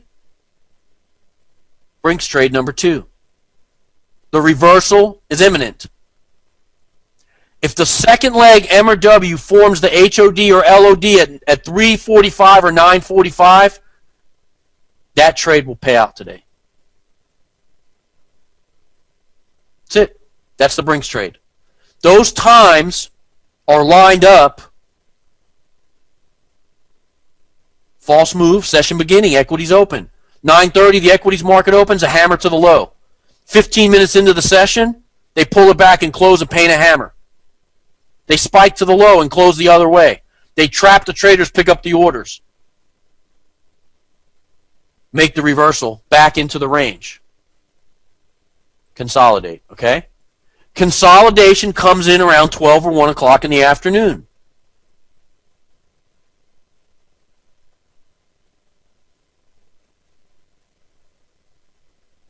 This happens in all pairs on a regular basis when you're hunting for the M and W. We have shadow boxes on the charts. We'll talk about it. Okay. Boy, I made a mess, didn't I? Let's see if I can get another clean one here.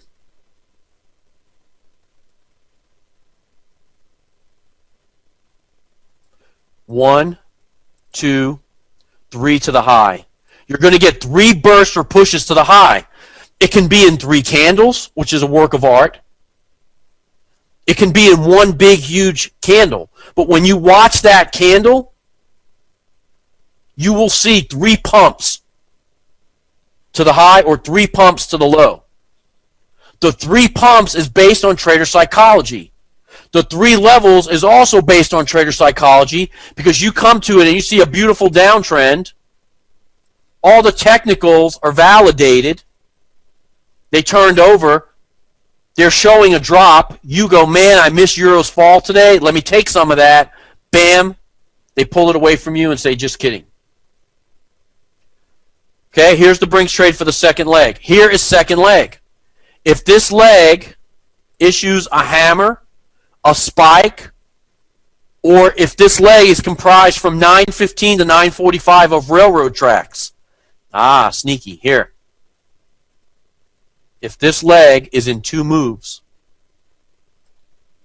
green going up, red coming down, and this will be from 3:15 to 3:45. It's a half-hour move.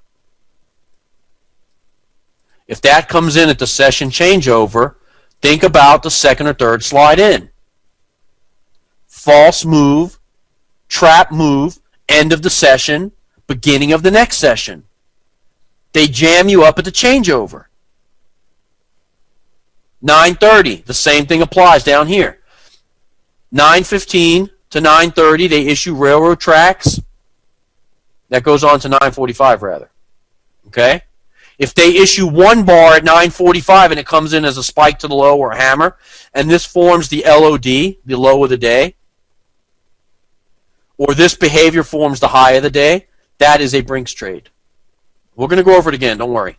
Just want you to see it and get the concept. The 3 levels that are in the chart prey upon you to chase the wrong directional move. They put the brakes on at the bottom. When you sell into the worst possible point, they put the brakes on, jam everybody up right in here. Okay? The times again, you ready? 5 p.m., high-low reset. I'm not going to write them all. I won't spell them all the way out. High-low reset. 5 to 8, it's dead gap, nothing going on. 5 to 8 p.m., dead gap. 8 to 8:30, Asian gap. Okay? I have a slide for this stuff, so if you're not getting it now, don't worry. 8 to 8:30, dead gap. Asian gap.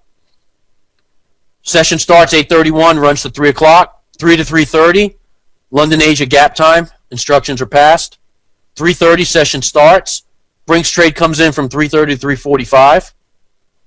The move to start the session and trigger the orders the wrong way. 3 levels of drop or rise will be seen.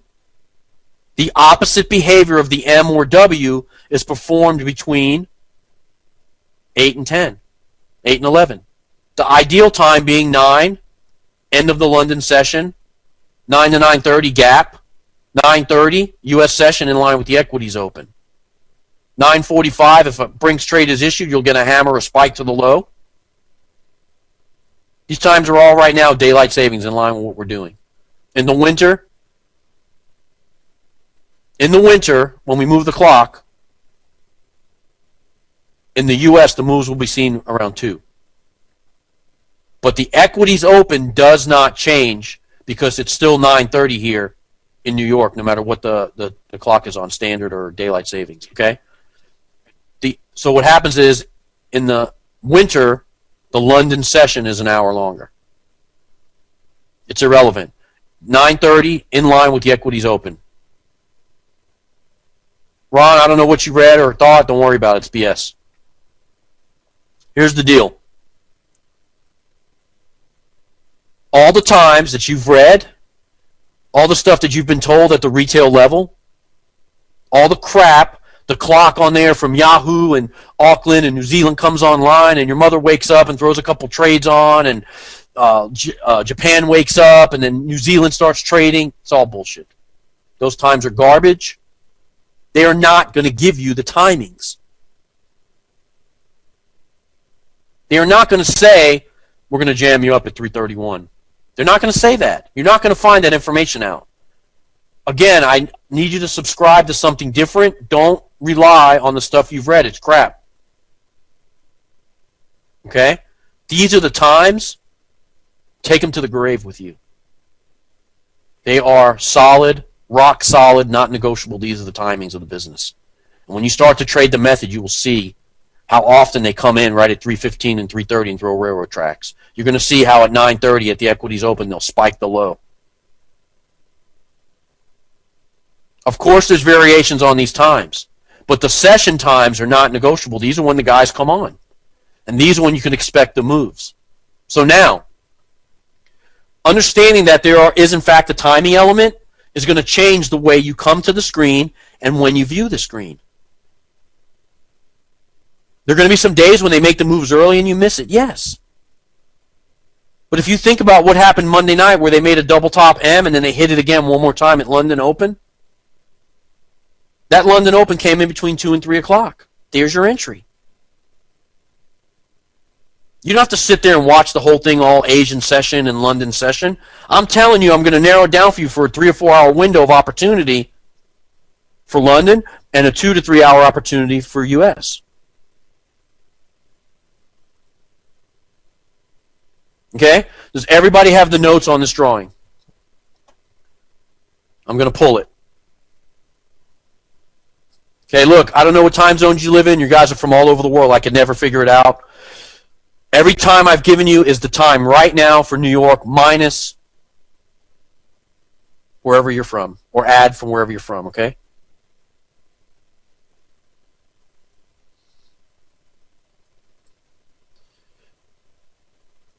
Okay, let me find the slides. I know they're here somewhere. Let's see.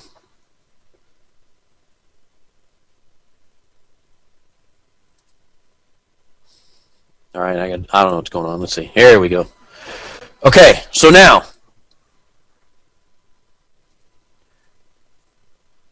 you understand what I'm talking about, okay? Let's look at things a little differently now. Now here's your accumulation phase. Okay? Here's your W formation with the second leg coming in as a hammer at 3:45 in the morning. Do you see that? Okay, I've circled it for you. You see it?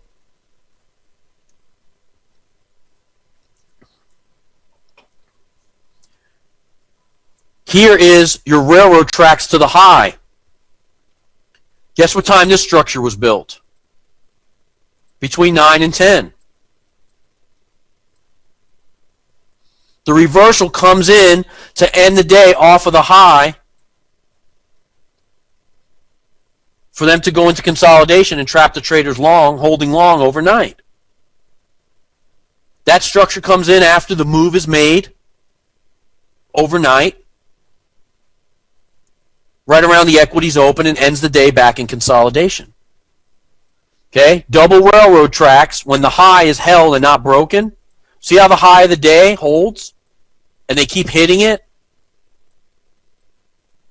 That high of the day holding, but when you don't understand what you're doing, you're thinking this, right? You're thinking up here. You're thinking the AB move when the market comes to rest. Buy the CD extension, the lightning bolt. That's what all the retail traders think. But when the high fails to be broken for 30 to 90 minutes, up to 2 hours, when the high is not broken, it's safe to go the other way, keeping in mind the timing element that I've just added.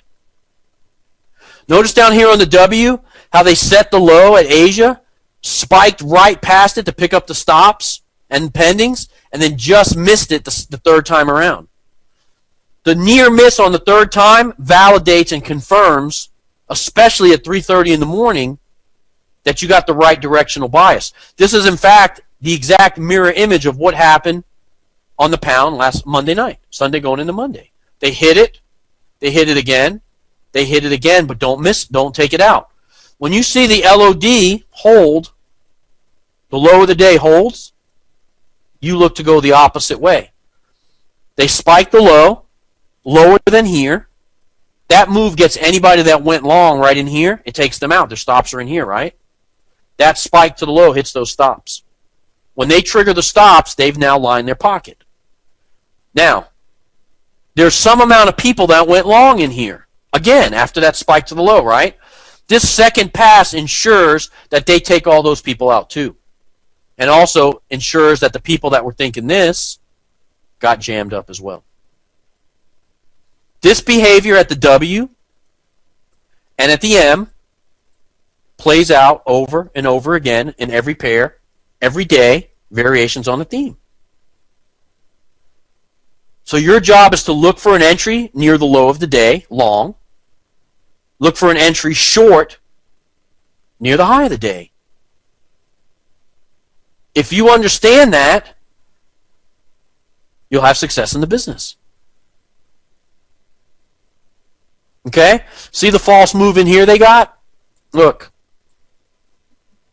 That's where the count saves you and your timing element saves you. This was 767 in the morning. This came in at session changeover. Chasing in the middle of the run, not understanding the timing element,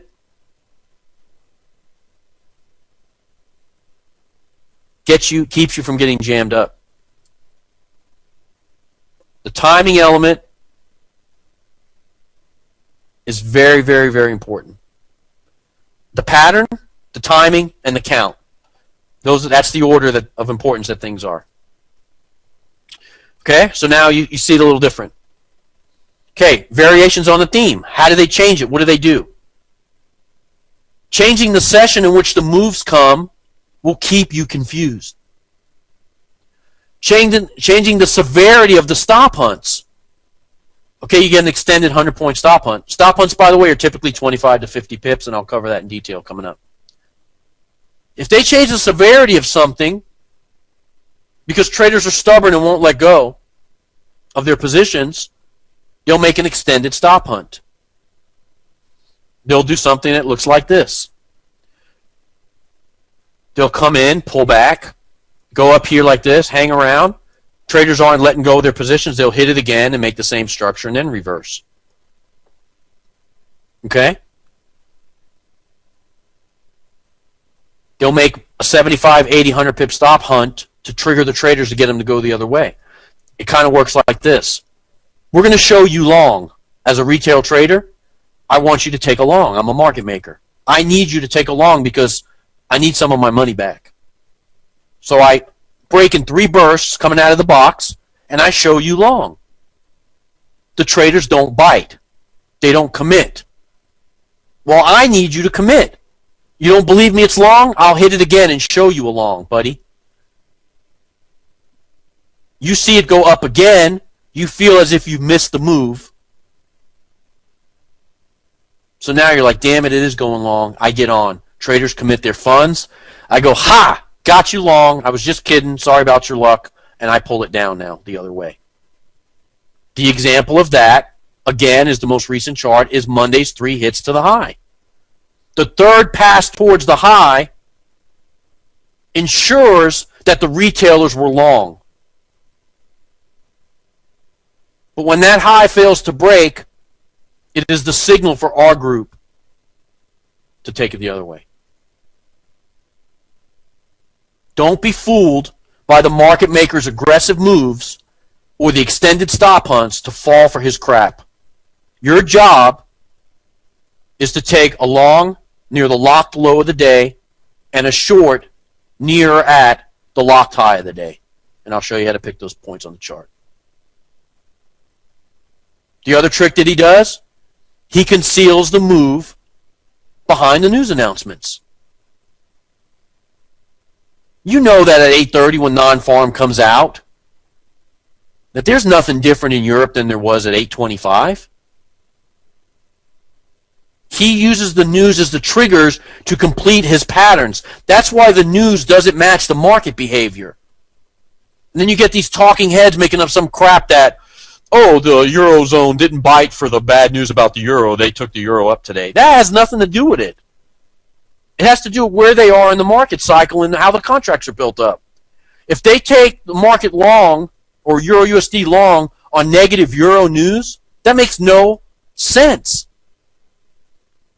But they might have formed a W yesterday and be at level 2 in the cycle, and they need to stop hunt low, rise the price. So that's why that behavior is seen. Nothing else.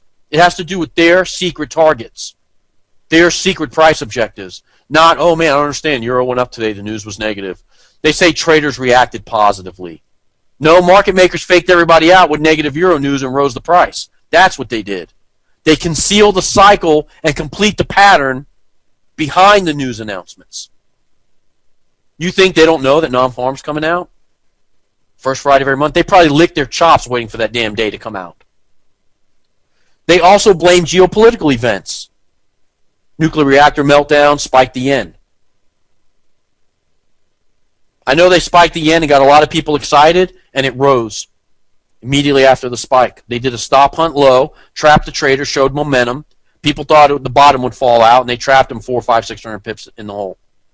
And I know people traded that without a stop and got jacked up because I got emails. The news and the politics of the world are secrets used to complete their private cycle and their pattern I've illustrated for you. Nothing more. Don't be a victim of the market maker anymore. It's over. Okay? All right, here we go. Forex trading times, you can actually write them down. I'll go over them, then I'll be quiet for a minute. 5 p.m., high-low is reset. The market maker spread is set immediately at the open. 5:15, 5:30, right in that time, starts his business. The Asian session, 8:30 to 3 a.m. I left the gap time off of there from 5 to 8, dead gap. Okay? I'm going to throw it in there right now because then I'll never remember to put it on there. You guys keep writing. Let's see. 5 p.m. to 8 p.m. is dead gap. That's when a lot of traders try to scalp and all that stuff I talked about, all right? See, it spaces out. I don't know what the hell I'm doing here. All right, there you go. A little better. I need my wife up here to do this for me. Okay. Save it for good measure and blow it back up. Okay, 5 p.m. to 8, dead gap. Asian session, 8:30 to 3 a.m., gap time 3 to 3:30. London session, 3:30 to 9, gap time 9 to 9:30. New York session, 9:30 to 5. And I can tell you as always, the grab my pen. The New York session dies down between 12 and 1 o'clock in the afternoon. Okay, 1300, 12 to 1300, 1 p.m. Okay?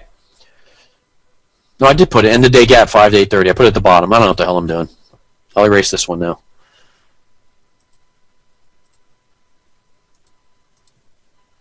Just kidding. All right, I'll be quiet for a minute. Write these times down, man. Every other time you've ever seen is pure crap. These are the times. That's it, period. Okay, hey, a very good question came up. It says, does the 8:30 to 8:45 p.m. candle, which is the Asian session open, have any significance? It's a very good question. It's not consistent enough for you to make a profit because the moves don't usually follow through in Asia. Because most of the time, Asia is used as the continuation, accumulation part of the cycle. Excuse me. But it is, in fact, the session open. You'll see hammers and stuff like that issued around there. But most of the time, that falls into setting the accumulation channel or the market maker spread. So you're not going to get the follow through. I know Dick Schmidt likes to trade during those times, and he takes a small float out of the market during the Asian hours.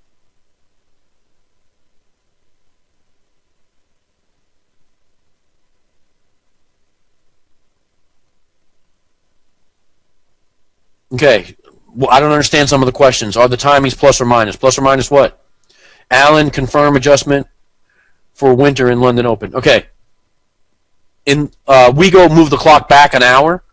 So during the Asian and London session, move everything back 1 hour for winter, which is coming up when we move the clock October-ish. Here's the catch today. Got to be careful. Yes, Craig, I'll read that in a second. You got to be careful about this is, since it's Europe, London Open, that side of the world, if they haven't moved their clock yet and you have, then you have the adjusted time. But they might still move around 3 o'clock an hour later. When all parts of the world are honoring daylight savings time, when everyone's in line. So check. There's websites that talk about that stuff.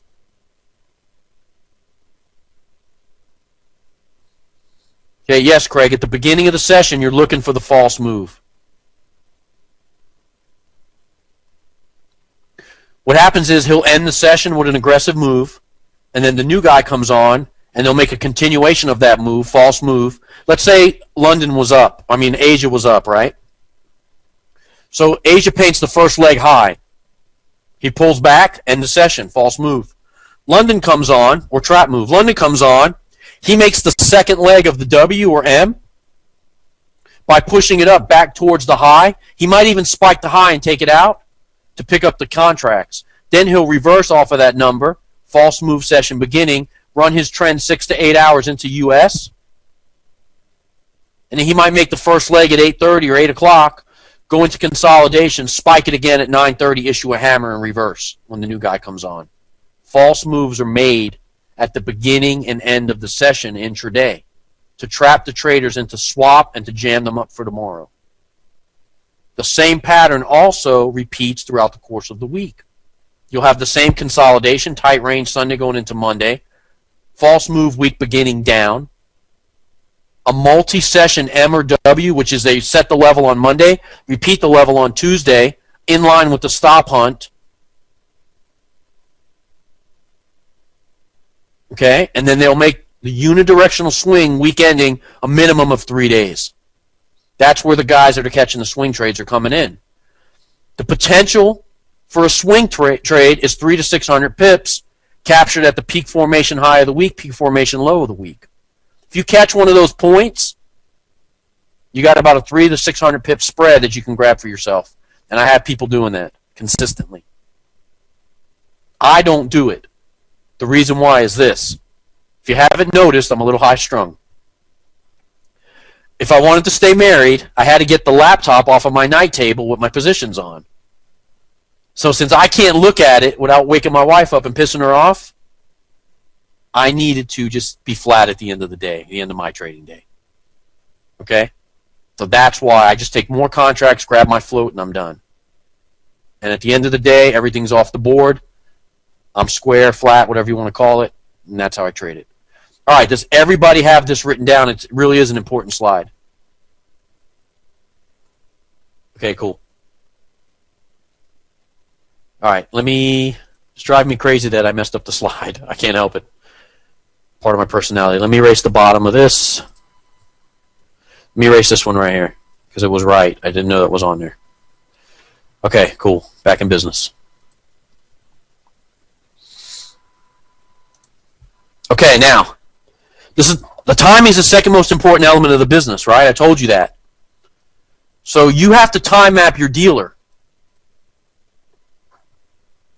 Most important element of the business, the pattern. Market maker behavior, identifying that. Identifying his behavior at the right timing keys is solid gold. So now, the new indicators that we gave you, if you have Craig set, I'm sure he'll help you. Sorry, Craig, I put that on you.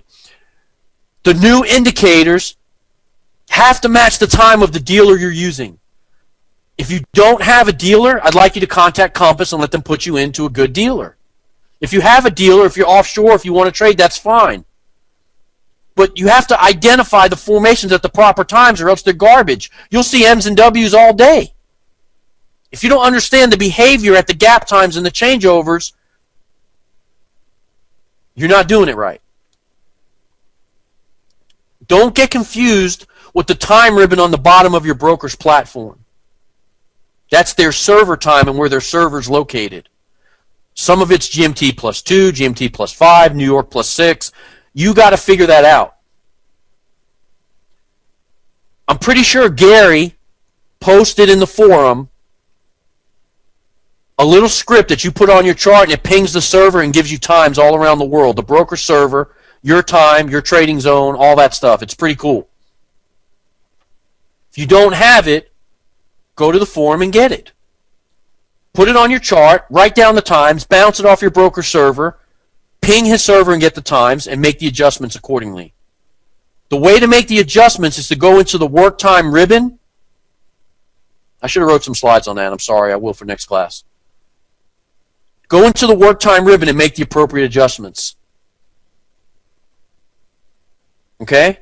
To match the timings, you should have your shadow boxes, your stop hunt zones all need to come in at the appropriate times to show you where the possibility of the reversal and the stop hunts will occur.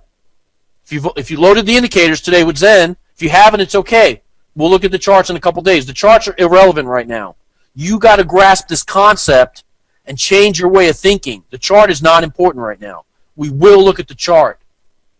You got to wrap your brain around the stuff I'm telling you first. And that's going to be a couple of days before we look at charts.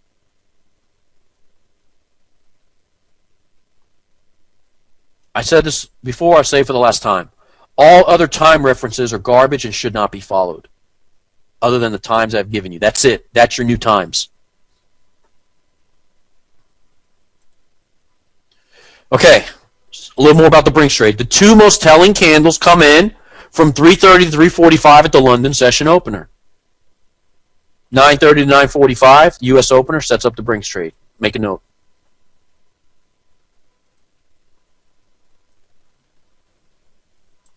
Okay, I lost the chat window on you guys. Sorry. So I can't see if you're asking me anything.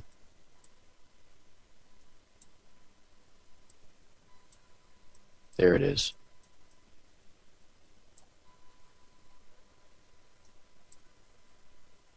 Give me a second. Sorry, guys. Okay. Get it off of there. All right. Here's what I'm talking about.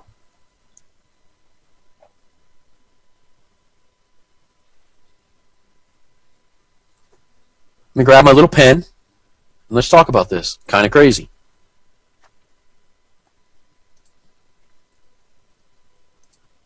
Consolidation. 1, 2, 3 to the low. 3 bursts. Variations on the burst. I'll illustrate a few. Okay, some people are saying I went too fast on that previous slide. I'll go back one for a second. You guys should make a note. Sorry. Let me back up a second and leave that for a minute, too. All right, write it down. I'll take a second. I'll have a sip of Diet Coke. Okay.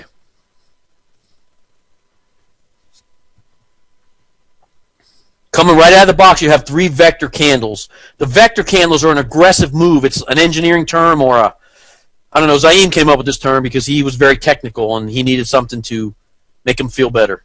So we came up with this. Market makers extend the initial low of the day in 3 pushes, right? This is the initial low of the day, correct? They extend that low in 1 burst, 2 bursts, the 3rd burst. The 3rd burst happens to hit our pre-measured 25 to 50 pip stop hunt zone. The stop hunts are made in 25 to 50 pip increments because they know where people trade and put their stops. This box is 25 to 50 pips. The shadow box comes in between 3 and 4 o'clock because there's variations on the theme. Just so happened they issue a hammer right in the middle of the shadow box. You got 3 swipes at the low, 25 to 50 pips stop hunt zone. They issue a hammer in the shadow, which is the session changeover. Understand, this candle was solid red at one time, right? You guys know this. Solid red pushing down. What does that do? Induces traders to go short. They then shift the zone away from the lower level shorts over here. But look what they did. They're dirty. They opened, they turned this red to push down one more time. You know what that did? They opened the spread around here too. When they get down here, they open the spread. Anybody that was already long in here has their stop. Where do textbooks tell you to put your stop? 3 to 5 pips below the candle I got in at, Steve. That is an absolute sucker's bet. You will lose your money every time. The stop loss goes below the low and above the high of the day. I will discuss it exactly where it goes. Market maker's job is to take your money and hit the stops, right? I told you this already. They absolutely ensure that they're going to get all the weak long holders spiked out right there. Anybody that's traded down to here by opening the spread at the low.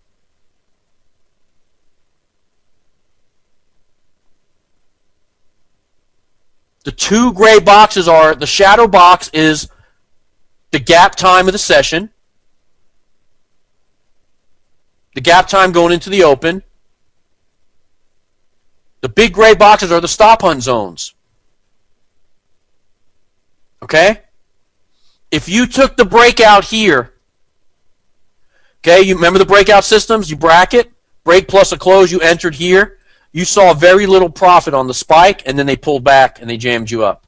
If you didn't have the stomach to take the break here, you did not have a successful trade today. Or if you lifted your stop on the short, you were dragged backwards all freaking day. Anytime market makers hit a level 3 times and don't break it, the reversal is imminent. They will reverse. Look, hit, don't break it. Hit, don't break it. Hit, don't break it. There's your entry. If you entered here, you're okay. Why? You're okay because your stop goes above the high of the day. The high of the day will not be broken on these formations because there is some amount of money trapped above that price point. If they come back and break the level, it releases those traders' money back into their account. They're in the job of freezing the money in open float so they can take advantage of it and grab it up for themselves. Every chart that I show is 15 minutes unless I specify otherwise. Okay, so here's your opportunity for the trades. You had stop hunt low rise, easily identified, Brinks trade in the shadow, 25 to 50 pips, 3 pushes out of the box. 2 pushes, consolidate, 1 more push to pick up the orders. You had a straight rise. If you grab the entry in here, anywhere in here after the hammer's issued in the shadow, you had a straight rise of profit. You were in profit in the first 15 minutes of the trade depending on where you grabbed it. Maybe in the first 30 minutes of the trade. You then went negative, which used to scare you out of the business. When that went negative on you, 4, 5, 6, 7 pips, what'd you do? You're like, oh crap, they're going to get me. I'm going the wrong way. Any trade that you ever take with this method remains valid until your perceived low of the day or high of the day is breached. Let me say that again, it's important. Any trades you take with my rules and my method remains in play or valid until the low of the day, where you should be entering long, the high of the day, where you should be entering short, is breached. What do I mean? Okay, let me draw. High of the day is formed right here. You took a short right off it, you got jacked up, you're excited. Okay, no problem. The better trade is just inside the shadow box short. That's all right, though. They hit it again. You're short right here. Your trade is negative. Your stop loss is above the range. You're out of the range. You're out of the grasp of the market maker. Think for a minute. He is not going to move a $4 trillion market to get Robert.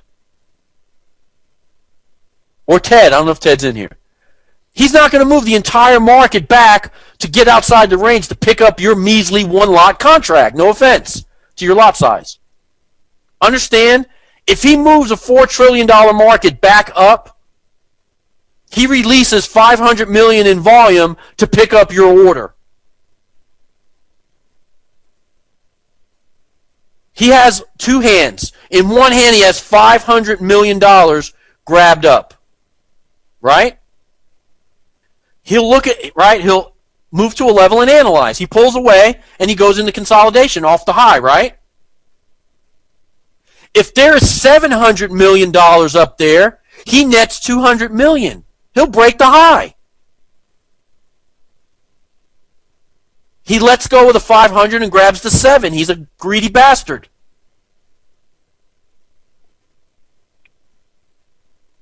If you understand that, he is not going to move the market unless it's financially advantageous for him to get your stop order. Some of you are writing that sometimes you feel like he goes after you deliberately. No. The reason why that you feel like that is because you've read all the same books that all the other guys, 90% of the traders, have read. And you put your stop where 90% of the traders put it. So what's going on here is you get in and you go, oh, my stop's right here. This looks good. It's a good trade today. Market maker comes back, spikes the high, and takes your stop out. And you're like, damn it, I swear to God, he's personal against me. Then it drops like you thought anyway, right? He's going after me personally. No.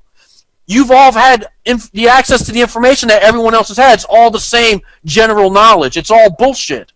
So when everyone gets stopped out at that price point, it's because the technicals that you saw that he deliberately showed you on the chart validated what you read in the book. So you took that trade based on that garbage, and he laughed to himself as he hit your stops, all 100 million of you.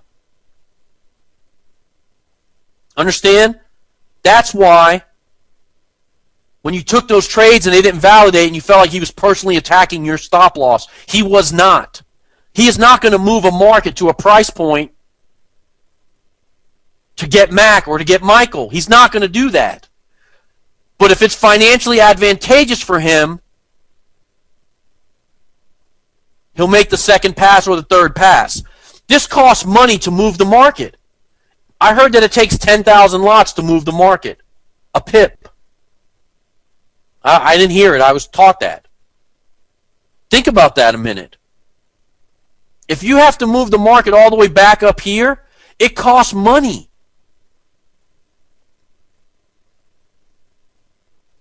If it costs money, he's not going to do it unless he can make some in the process. All right, I want you to notice some crazy stuff built into this structure towards the high, okay?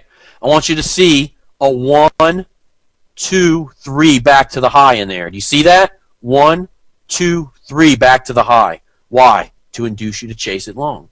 I want you to notice they rise here, and each subsequent pass fails to take out the previous high because there's trap volume here, there's trap volume here, there's trap volume here. There's stop orders all aggregated in here and in here. His job is to hit the stops, don't release the volume.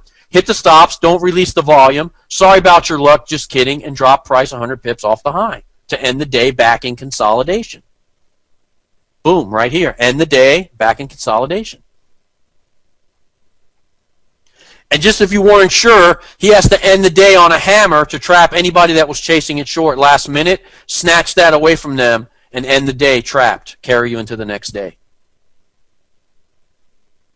Do you see what I'm drawing, what I've been illustrating for you? It's in there. Releasing the volume means that if there's a certain amount of traders that they already trapped, by going back to that level, it allows people to click their mouse and get out. Think about yourself in your own trading. How many times have you been jammed up in something, instead if it goes back to +1, I'm getting out. If it goes back to -5, I'm getting out. When you come back near the second pass, you will be minus some number plus the spread. -7, -5, +2, +1. I don't know. It depends on where you got in. So what he's doing, if he goes back and breaks that level, he's allowing those traders that were jammed up a chance to close their account out with a small scratch or a small, loss or gain in the trade. His job is to not allow that behavior, so he fails to take out the high. Okay? All right, I hope you guys are good. Let's see where we're at. Next slide. Okay, it's 8:30. We'll do this slide and we'll break for 30 minutes is a good dinner time. We'll try 30 minutes tonight. If it's too long, we'll shorten. If it's too short, we'll go an extra 5, whatever. I'm going to grab a little something to eat, and I'm going to get some more Diet Coke. If I'm not jacked up enough for you guys, I'm sorry. Some of you made comments.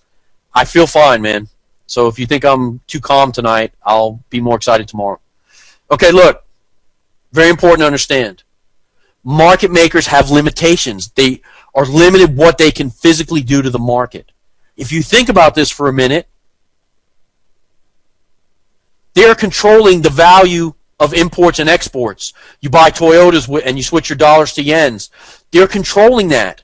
They cannot just wake up one day and drop in 1,000,000 pips and devalue the dollar or devalue the yen. They cannot do that. They have restrictions placed on them by the IMF and the World Bank to try to keep this world afloat. That is why the average daily range tool, told you I'd get back to it, Mac, is a useful tool and can only move most pairs about 200 pips a day to 600 pips a week. And if you notice something on some of these charts, they will open the week at a price point, go berserk, and come all the way back and close the week around the same number.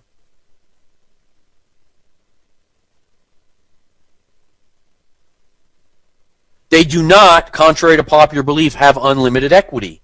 They got to get their money back. That's where the retrace against the trend comes in. They lend it out, they lend it out, they lend it out. They got to get it back. They are limited by weekly net change allowances. They have a couple of times during the month where they can run rampant, but they got to get it back under control. Think, use your head. If they could do that, they would destroy the world economy, and things are bad enough without doing this to people. They have some limitations. Understanding the limitations gives you an edge. Understanding that they don't have unlimited movable pips gives you an edge. Okay? All right, let's take, it's 8:31. Let's go to 9 o'clock. And we'll pick it back up from there. Hope you guys are doing okay. We're going to go to about 10:30 tonight, I think. And then we'll be good. All right, let me find my little clock somewhere. I'll pop it up there. Go ahead and grab a break. I ain't going to say anything now that it's break time. I won't do that to anybody. All right, let's see. Clear. 7 minutes ain't going to work.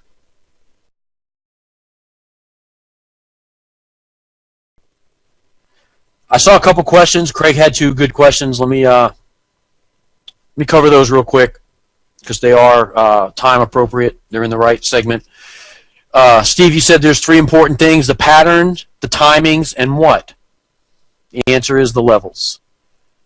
Okay, most important element in the system, the pattern, identifying the patterns from the market maker behavior. The timings of those patterns and counting the levels. The levels are not going to come to you overnight. They're difficult. There's people that have been around me for a year still struggling with that. It is not an absolute necessity to be successful with this method. But understanding the levels will let you know when the reversal's coming, when to exit your swing trades, and so forth. Okay, weekly net change allowance was another question that came up. Let's say they open at a price point. They are given, just to make it easy, 1,000 pip movement weekly net change. So from the open price point, in the 3 to 4 day swing range, they cannot exceed 1,000 pips on the close on Friday.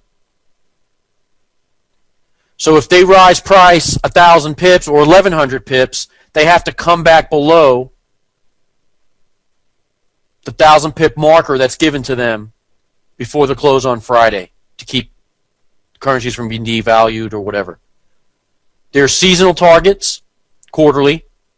There's daily and weekly ranges that they're given. Understand they're making money, but at the same time they have to be cognizant or aware of what's going on in the world economy and the world markets. They cannot destroy things. So they're given a price point on Monday or Sunday night at open, and they have a weekly net change of 500. They run at 600-700 pips. You can expect the reversal back in to underneath the 500 limit by Friday close. Hence, false trap move on Friday to end the week. Okay? And then the cycle starts over. All right, those are some good questions. I think some of the other stuff wasn't pertinent to right now. Let me look a minute. Nice to have you, Adam. Glad to hear you're doing so well.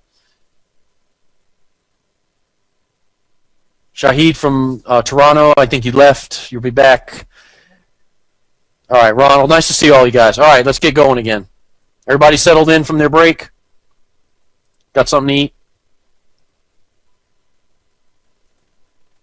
Okay, listen, the reason for the break is I want you to think. I don't want to just sit here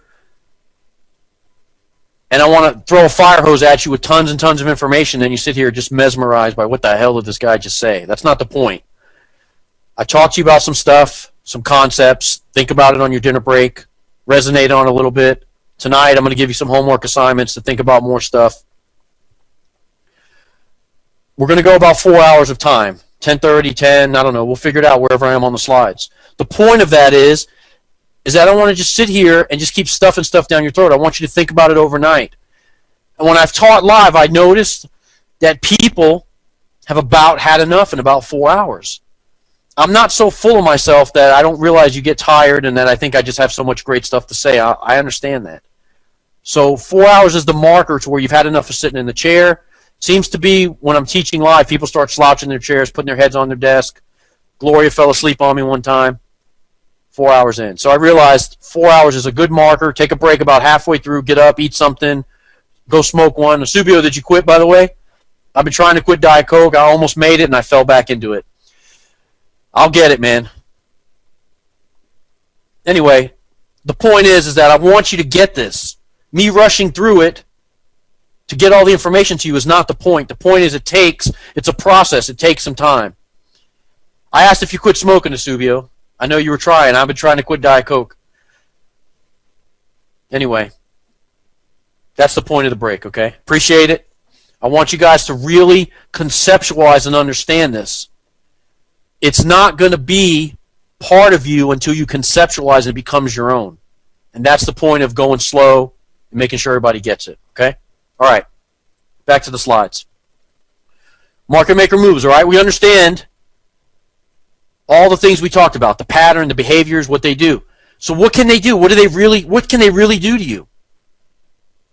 They are limited by weekly net change and allowances. They're also limited to, they can hit your stops up or down. They reverse off of the high or low and create an intraday trend change, which happens a lot. They can do a straightaway, straight rise or drop, which is the finishing move on the margin levels of the other traders. I'll illustrate that for you, don't worry. timings and test your patience, right? What do I mean by that? You get in something, you lift your stop, you're down a negative float. They go into consolidation, change shifts, the Asian guy comes on, you're still sitting there. What happens after a day, day and a half of doing that? Your nerves are shot. Your patience have been tested to the max. You're drinking Red Bull, kicking the dog, cursing under your breath, and you finally click out of the trade because you can't take it anymore.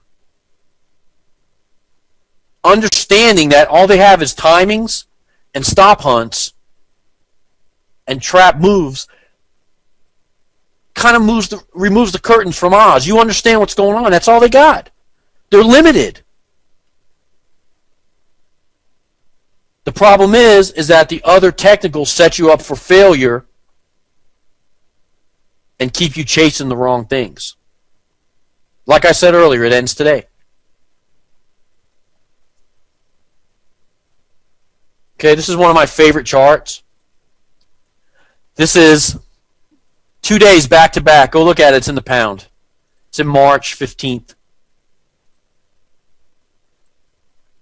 Stop hunt high, spike to the high, drop. W formation to end the day, back in consolidation. The next night, stop hunt low. There's your three pushes, your vector.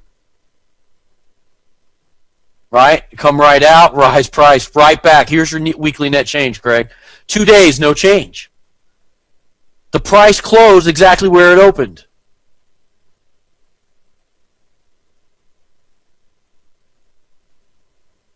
It's kind of funny. This is they got to be kidding, right? They come out, hit the stops high, three pushes, drop.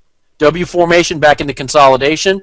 The next night, they exceed the trap level here by making a stop hunt to trigger the traders, induce the pendings, and then snatch the market away and run it back, right back to the same price point they were at yesterday. That's why the pattern is so important. You really can't count the levels in there. It's a little harder.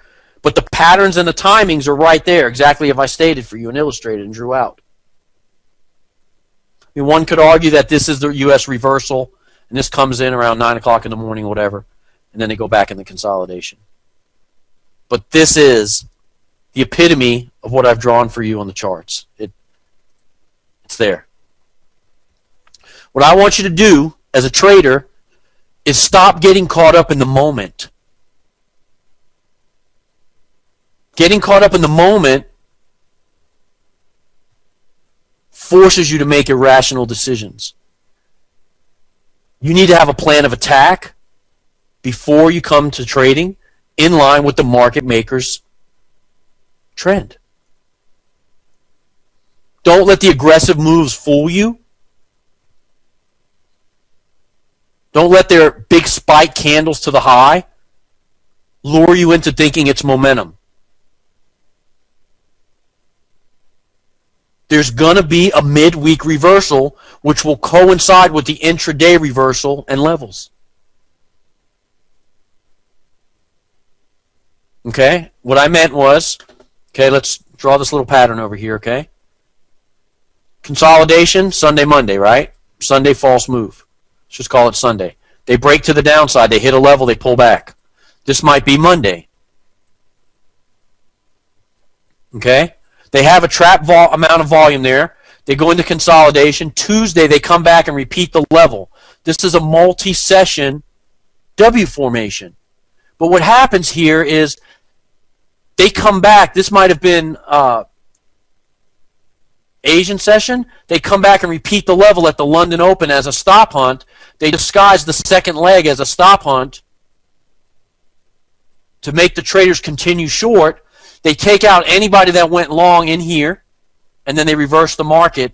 Then you will have your 3-day unidirectional swing to the end of the week or going into Thursday, and then they will make the pullback to end the week and end the consolidation off of the high.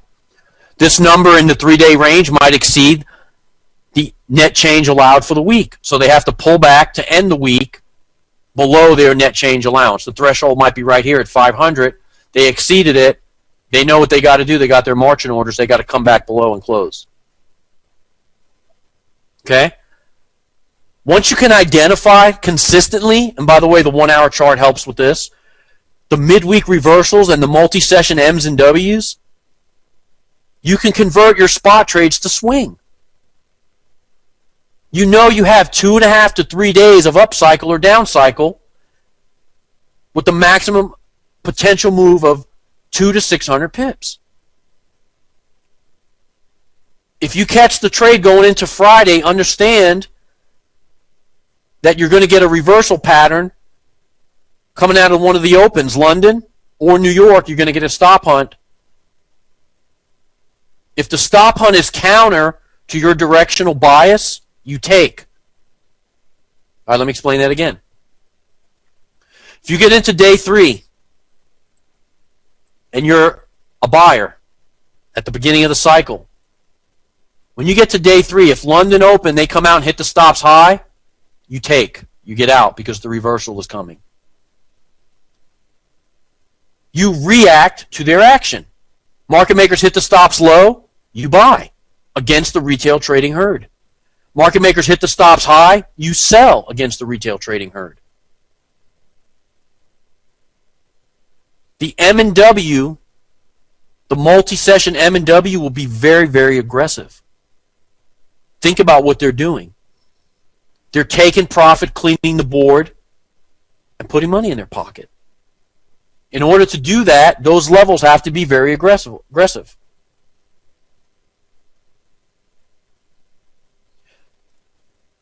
Okay, now let's look at some typical week stuff. Now that you understand a little bit more about the pattern. Okay? Aggressive move, week beginning. Trap the traders, jam them up. Stop hunt low, rise. Back into consolidation. Stop hunt low. Rise 100 pips. An extended high of the week formation. Extended. Why? The blue box is 103 pips. This is about a 150 pip move. What happened? You didn't believe me I wanted long? I'll show you long. But if you notice where they cut the level, this is in fact peak formation high for the week. If you have a peak formation high for the week, we expect 3 days of drop. Okay? So what's expected? I'm going to give you some more slides on this, but think for a minute. Day 1, peak formation high, high of the week, got it. The next night, hit the stops high, drop, or straight drop. The next night, hit the stops high, drop, or straight drop. 3 days. End of the cycle, look for the W reverse. That's the 3-day swing trade cycle. Peak formation high, high or low of the week is identified. You expect 2 more stop hunts in line with the peak formation. If he throws at you something different, exit the trade and look for a new signal. Okay? So here, peak formation high of the week, right? You got the midweek false move. They jam people up long. People think this is the famous continuation. When the high holds, notice the blue tracer in here. I'll talk about that. Very important. When the high holds for 30 to 90 minutes and they pull back, you have your peak formation. The projection is MAW. A1, A2.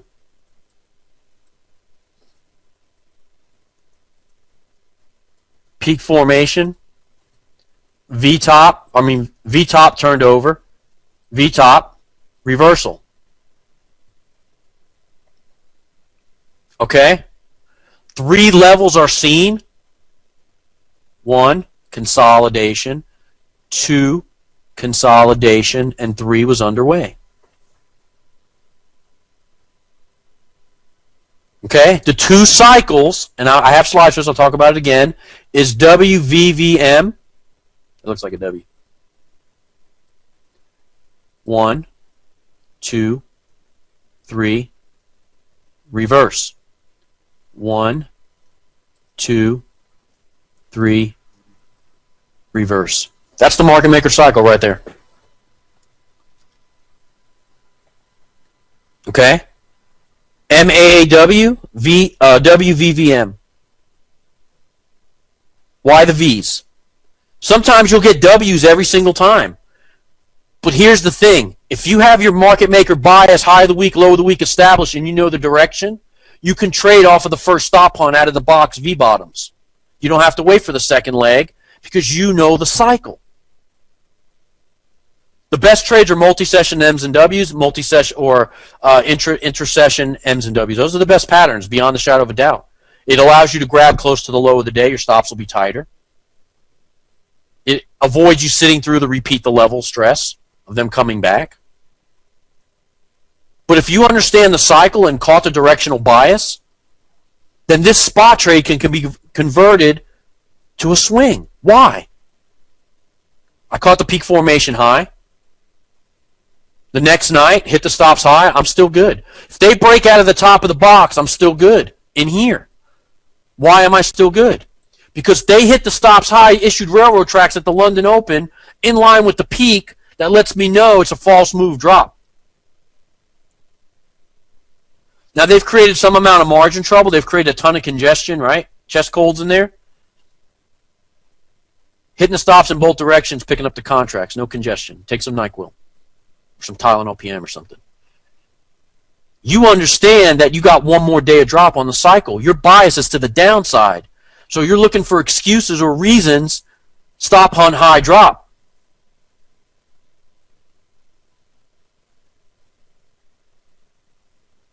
Okay? I don't want you to counter trend trade at A1 and V1. I don't want you to trade back towards the peak formation high because it's a sucker's trade.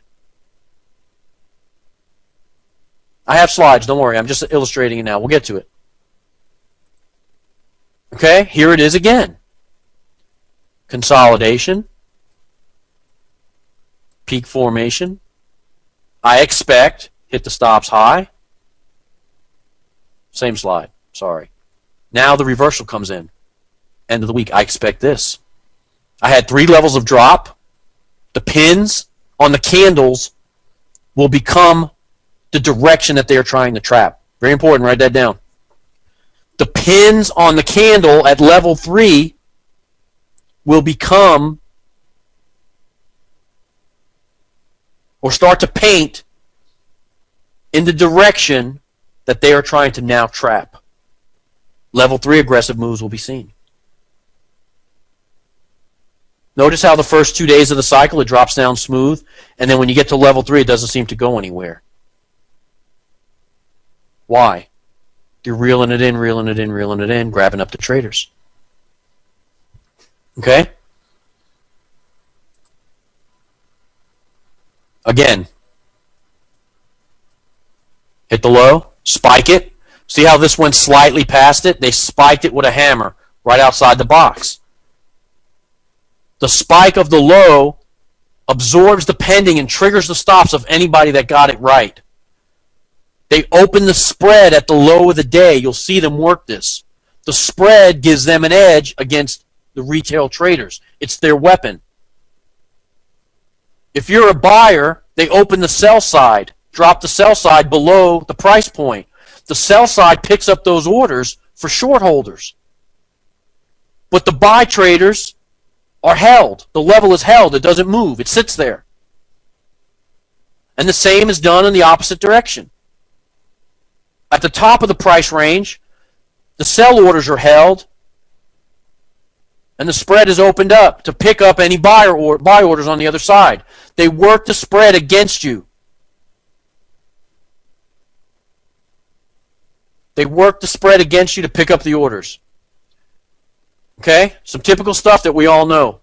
When traders lose money, they usually take a day off to reevaluate their decisions, their life, their family, why the hell they got in this crazy business. I've read every freaking book. How come I can't make any money? Market makers know that this is happening. They know who they've called out. They know who's in trouble. They know how much money they made. They go into a chop, which I showed you on that previous chart. It looks like it's level 3. We call it level 3 behavior. That chop gives you a chance to come back, reparticipate in the market. The levels don't change. They hold it. They're chopping, chopping, chopping. What happens? You go ride around in your car in the middle of the night pissed off, go to lunch, pet your dog because you've been kicking them all week. So they got to hold the market and chop it around to get traders back into the fray. The cycle continues. The behavior starts over, and they suck you in again.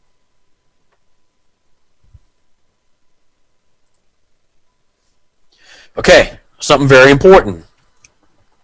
The patterns are the same no matter what time frame you're looking at. A multi-session M or W will look a little different on a 1-hour chart or a 4-hour chart. The 4-hour chart might be railroad tracks because it's 8 hours, 2 sessions, right? 4 hours a candle in, 4 hours out. On a railroad track, you might get, on a 1-hour chart, you might get one railroad track on one side and a spike on the other side of the leg. But understand that the W or the M, when it's formed, it will be very aggressive. But once the work is done, you will get a straight aggressive move away from it. That's where you've been blinked your eyes and been down big in a trade. Our group goes into profit immediately and stays in profit. It's absolutely amazing when you catch it right. You're going to see. You grab second leg M or W right after they issue the second or third spike, you're going to go right into profit. Some people are asking about the charts. 15 minutes, unless I say otherwise. The 1 hour and 15 minutes are what we're going to talk about in here. Okay, look. 1, 2, 3 bars to the low, aggressive. Shifter consolidation zone. Okay? Breakout traders had a bad day. The shorts got rewarded. The longs got punished, shorts got rewarded. Okay? Aggressive 3-candle move, pins to the bottom. Notice how the pins spike to the bottom and pull it away? They're snatching the market away from the lower level short holders and jamming them. They then quickly pull away and come right back. In here, in the U.S. session, they throw 2 pins to the downside at the appropriate times. Session changeover, Brinks trade. That move fails to take out the London low. This move takes hours to develop. You now have your weekly reversal. It came in late Monday. That's okay. It happens. They're not going to make it Wednesday at 3 o'clock in the morning, perfect for you every time. You got to identify what's going on here. You have the first hit to the low, late Monday, London session. The second hit to the low, U.S. session, 9:30 changeover, session change, second spike. End the session with a false move down, first spike. Start the session with a false move down. Hammer, issued at 9:30, equities open. Your trade is entered right there. You can't pick a better entry than that. Stop loss is tight, right below the low of the day, which happens to be the low of the week. You've identified this behavior. You can keep your trade, hold for 3-level rise. 1, 2, 3. Reverse is imminent at the mayonnaise. Pin to the mayonnaise is a sell. You take the reversal here, end the day back in consolidation. Okay? I don't want you to take that reversal as a newbie. That is mostly a jam move because they've snatched the market away so quickly on the second leg to put all the traders that are short in deep trouble. That aggressive move does not always give you a nice retracement to counter. Okay, that's the DNC. Do not counter V1 and A1. I got slides, relax. Mayonnaise is a 200 EMA.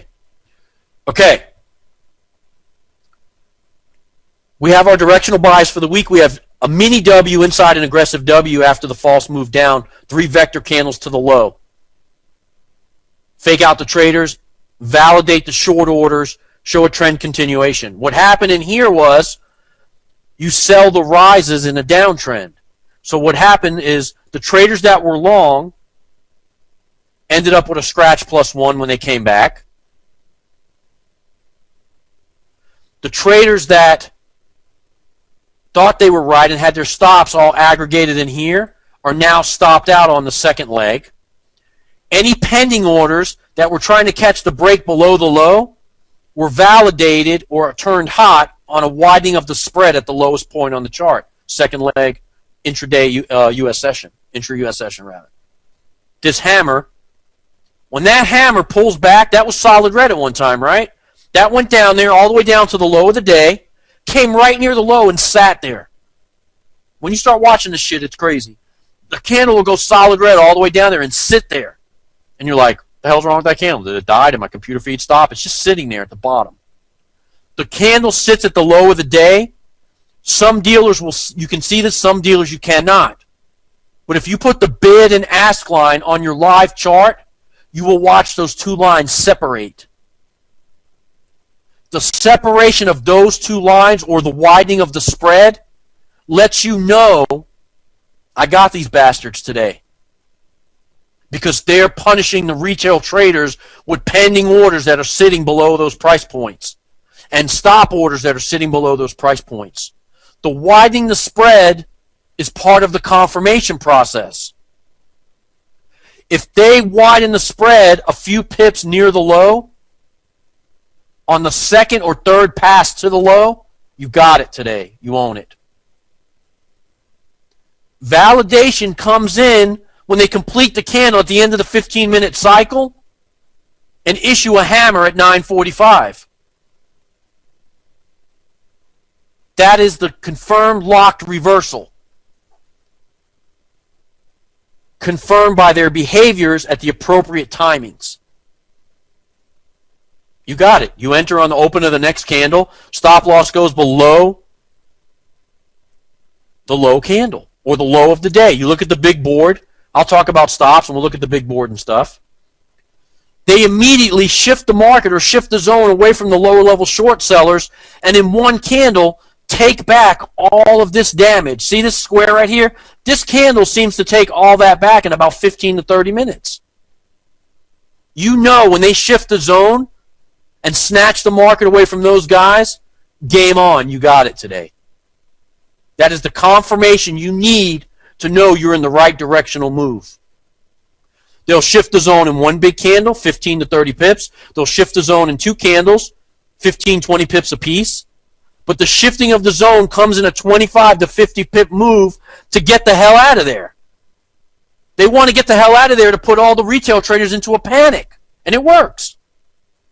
You lift your stop, you get nervous, you're like, oh crap, what did I do, what did I do? The shifting of the zone creates the fear and greed that you're afraid of in trading. So when they shift the zone and jam you, you go into profit trading this method, you know you got it. That is further confirmation that you have caught the right directional bias off of the low of the day. Think about what you got. Okay? Consolidation, 41 pip channel. Blue box. Okay, I'll circle what I'm talking about. There's the width of the box. Initial high to initial low is 41 pips. Market makers come out. They show 1, 2, 3 to the low. You guys weren't falling for it. They came back 1, 2, 3 to the low one more time. Vector. A big anomaly on the chart. A spike. Retail trader perceived momentum. The vector is retail trader perceived momentum. You take that breakdown. They immediately put the brakes on and issue 2 pins to the low. It's kind of funny. The pins turn to the downside. I don't see any pins on the other candles coming down. But now the pins are on the downside. They pick up the orders and snatch it away. Pick up the orders and snatch it away. Now they got you if you're a retailer. They quickly pull back. That pullback towards the 50 validates the, what the hell is it? Rally-based drop, I don't know, drop-based rally or some crap that they teach in these other schools. I can't remember how it goes. But anyway, But it's a two-pronged approach. It also triggers the stops on the second pass down of anybody that was long and got it right.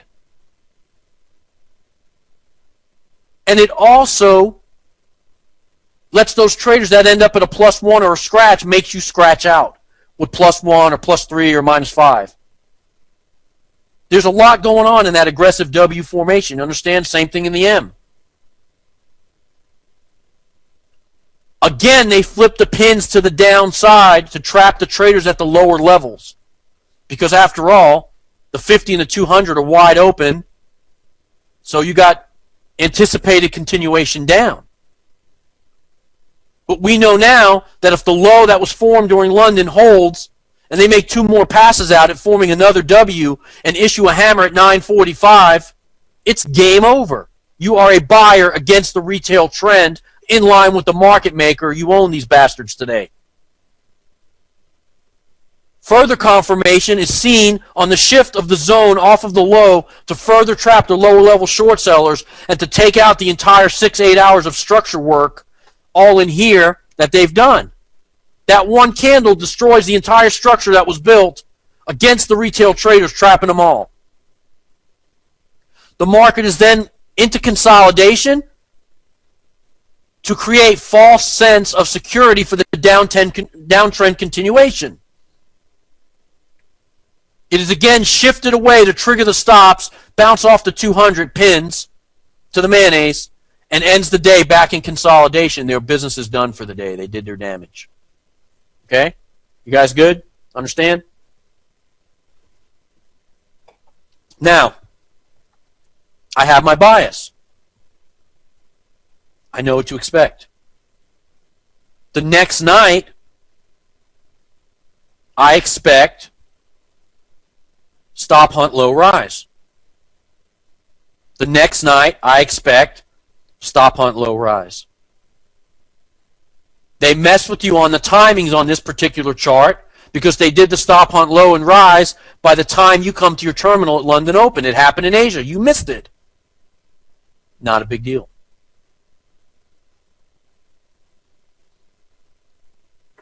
But right at the end of the box, they threw railroad tracks to the low, and they even threw a hammer. There's a W in there, or there's a V bottom. You expect this, and they gave it to you.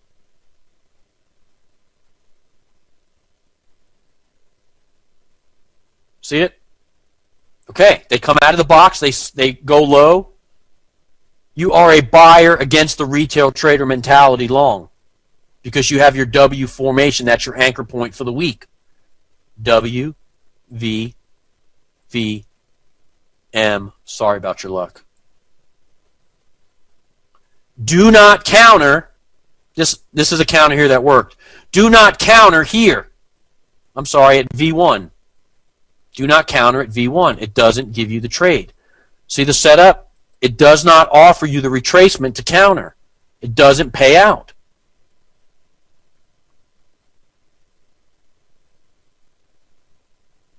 Now, notice how the pins flip to the top side. Notice how they flip to the downside over here. Notice how the aggressive moves end in pins to the top side. Railroad tracks at the U.S. session. This is level 3 behavior. Chop.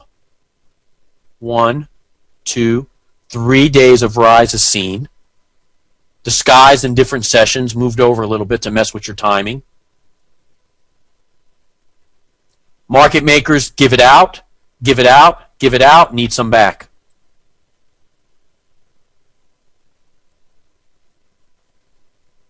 Sell to the buyers, sell to the buyers, sell to the buyers. I need some of my money back, man. Correct the market.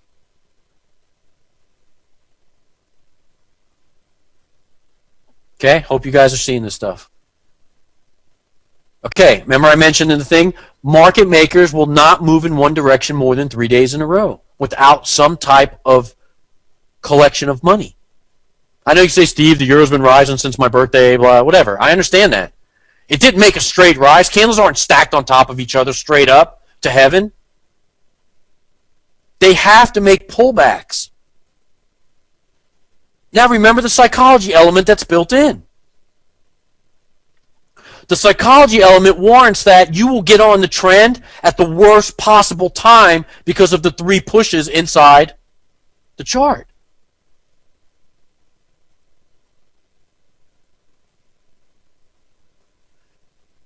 They show you something. They get the whole world seeing it, technically, and then they act against it and mess with you.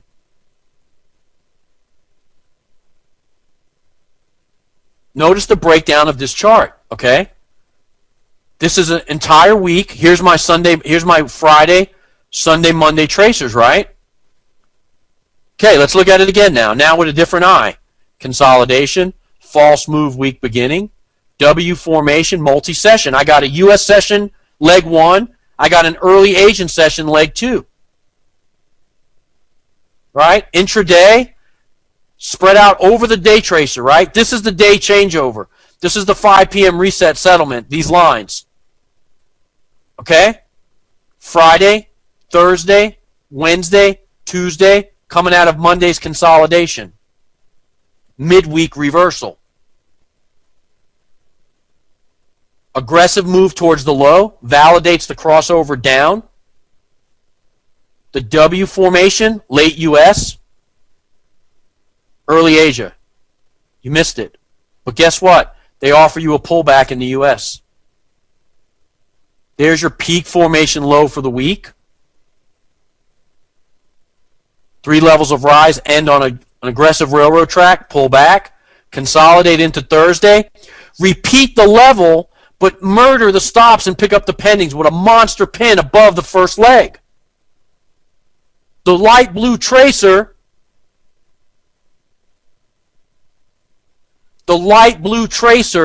is yesterday's high and yesterday's low. When market makers throw a hammer above the blue tracer, that's for all the Joe Ross followers that take the breakout of yesterday's high. They snatch those guys and reel them right back in. No offense to Joe, he's a great guy. That is our signal, notice it's in the red shadow box, to enter.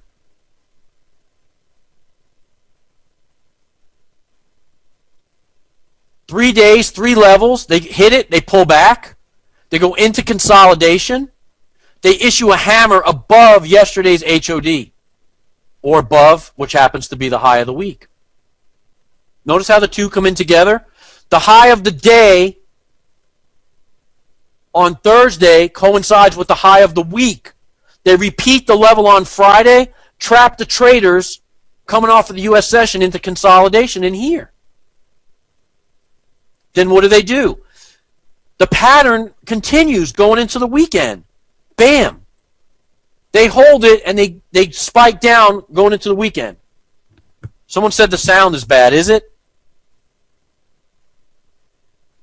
Give me some Y's up there if everyone can hear me. No? Okay. It's not bad or no, it is? Yes? No? All right. Fine. Okay.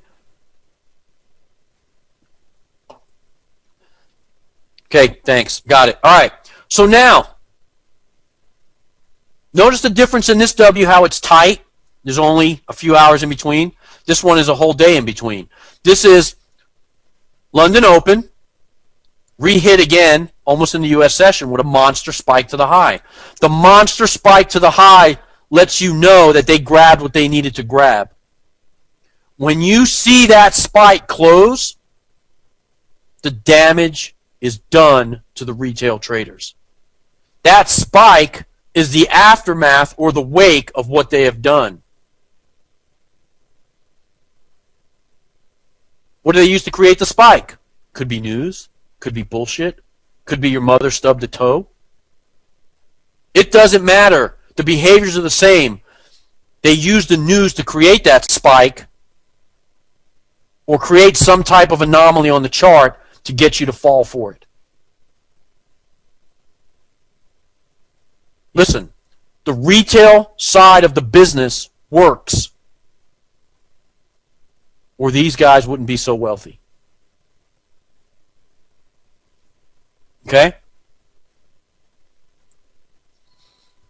Okay, so now you got trend is down, level 3 correction.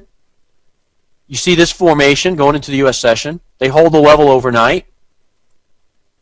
But you know the high was formed. They repeat the high. You're a seller against everybody else. You know that in level 3, the trend cannot go down forever and does not go down forever. You identify late in the US session railroad tracks, and then consolidation to end the day. You are a buyer against the retail trader's down move. And here's how it played out. This is what we call a half a Batman. They hit the stops one more time. If you weren't already in and you happen to be in front of your terminal, you're a buyer right there. I want to say 2 or 3 weeks ago, I think Rick's in here. There was a monster W formation in the Asian crosses. I missed it. I was eating at the Cheesecake Factory. That piece of cheesecake cost me thousands. It was double railroad tracks in the Asian session on GJ, EJ, and I think Rick just happened to be in front of the terminal and caught that 80 lots long. I don't know if that was okay to say, Rick, but sorry. And I think he booked a monster gain that day. So my cheesecake cost me, I don't even want to say the number out loud, it makes me sick. It was such an obvious trade that I promise you when you go back you'll see it. I want you to go back, write it down, go back to GJ and EJ, I want to say about 2 or 3 weeks ago. I think I was actually at the Columbia. I'm at the beach, so not now. I'm staying at the beach, but I think I missed that. I was at eating, I don't know, yellow rice and chicken or something. My gosh. Anyway, the moves are in there. Go back and try to identify that. Okay.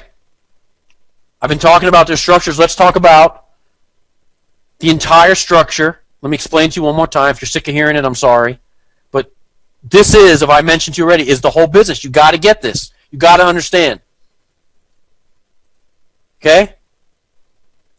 Every single day during initial market hours, Asian session, they're going to set the high and low. It's the initial high and low. They trade within that range and allow people to build positions, but not allowing anyone to take much of a profit. This is why you don't trade, Dave. Asia session. They then spread the swing. What time? 1 and 2 a.m. They widen the swing.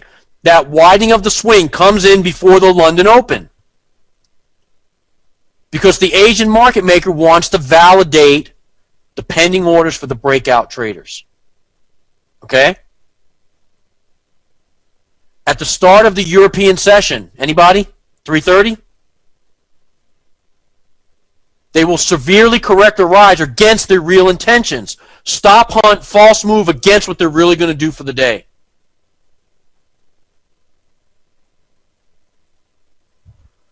The drop or rise will trigger all the stops of the weaker traders, the ones that have taken the school, the regular technicals, read the books, the stop losses that go 5 to 7 pips below your entry candle or above your entry candle. The weaker retail traders that have fallen into some proverb that says if you're going to lose, don't lose a lot and make a really tight stop. It's bullshit. They then quickly go into consolidation. They don't have a chest cold. The market doesn't have the flu. They are accumulating contracts at another level.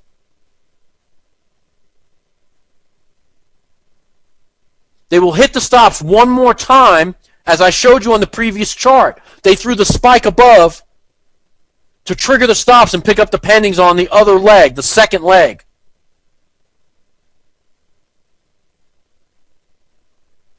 This action leaves the lower level or higher level traders stunned and stopped out. And then in one bar, they will shift the zone and trap all the retail traders at the lower or higher levels. And that's it. All right, I'm going to back up. Someone said they wanted to write the chart. Actually, a lot of people said, I'm sorry. Let me leave this up. I'll shut up for a minute, and then we'll go back to the other one, okay? I just realized that what I should do is, why don't you mark down the stuff you want and then go back and listen to the recording and get it? Wouldn't that be better than holding me up? Because everyone's at a different pace. People are writing. I think that is better, right? I always remember this about halfway through the first day. Yep, make a note that, hey, I want to see The section that was at 9:50 p.m. and then go back and move up to that timeline. Okay? Yeah. I think everyone's agreeing that I can just get through the slides and flow the recordings, and then you go back. Okay, sorry. All right. This is exactly what I'm talking about. You have the Asian range, right? R equals range, 51.4 pips. The ideal Asian range is 50 pips or less. The 50 pips or less allows you to see the stop hunts clearly. The stop hunts come in 25 to 50 pips below the box and above the box. Ah, now it makes sense what this is. Here's the 25 marker. Here's the 50 marker. The shadow box highlights the Brinks trade setups. Is it always going to fire in the Brinks trade box? No. But you have to have a deeper understanding of what's going on. Okay, so let's walk through this chart. You have consolidation, right? You have a pin to the low right here. Maybe they picked up some pendings. I don't know what happened here, but here's what goes on. Towards the end of the session, before the start, they shifted the zone away from higher level holders in here. But they stayed in consolidation. Do you see that? Your job is to be smarter than a piece of blue ribbon that paints on a chart. Your job is to reevaluate or reconsolidate the zone and realize they have not made a very aggressive move yet. When you reevaluate the consolidation, you then have your 3 vector pushes with a nice hammer to the low. Notice how they went past the blue tracer into the stop hunt zone. They even spiked through it. But they issued a hammer right here. Just outside. That was bad. Just outside the shadow box. Session beginning. The timings were off by a few bars. Big deal. You know better. They quickly pull back. Go into consolidation to collect positions. Validate the short orders. Okay? Now, notice something crazy.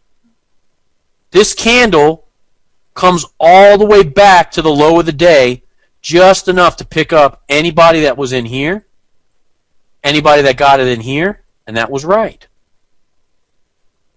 Because of the size of this candle, this would be a pass entry for our group. Because they shifted the zone. If you didn't get your entry in here, when they shift the zone, it's too late. I don't want you chasing it. Why? Think about the size of your stop loss. The appropriate stop loss goes below the low of the day.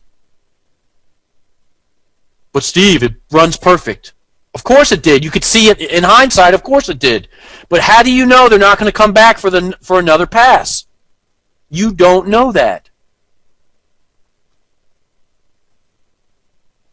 The stop loss goes where it goes. I can't help it. I'm going to talk about it. Jose doesn't know me. He asked where I got in. Jose, I got in right there, buddy. I know people are saying thought so. I'm kidding, man. I wish I was that good. All right, look. Because of the size of the shift of the zone, that's a note, that's a pass. But if you saw the hammer issue just outside the shadow box in the stop hunt region, you could have taken the trade anywhere in here. Stop loss goes below the low. That is a granny entry. Okay, now, the low should hold for 30 to 90 minutes. Then safe to enter. If you have all the other elements in line, they issue a hammer just outside the shadow in the stop hunt zone. It happens to be laying on the 4-hour timeline, which is the blueberry. We'll talk about it. They had their 3 vector candles on a reconsolidation of the zone. Right? You extended the blue box. You know better, man. That's consolidation. There's 3 vectors to the low, vector candles to the low. They ended on a hammer, pulled back. This is an outside bar. I don't care if it has a pin. I don't care where it closes. This bar is an outside. Man, I'm so close to the edge, I keep changing the slide. I'm very sorry. This slide right here, this is an outside bar. How could that be an outside bar? Because it forms the low of the day, and the consolidation is off of it. It's inside. The consolidation is inside the low of the day formation. That's an outside bar. Okay? When market makers trade inside this spike to the low bar, that's a clue for you that the low is forming. Because the spike here forms the low of the day. The consolidation validates that you are at the LOD.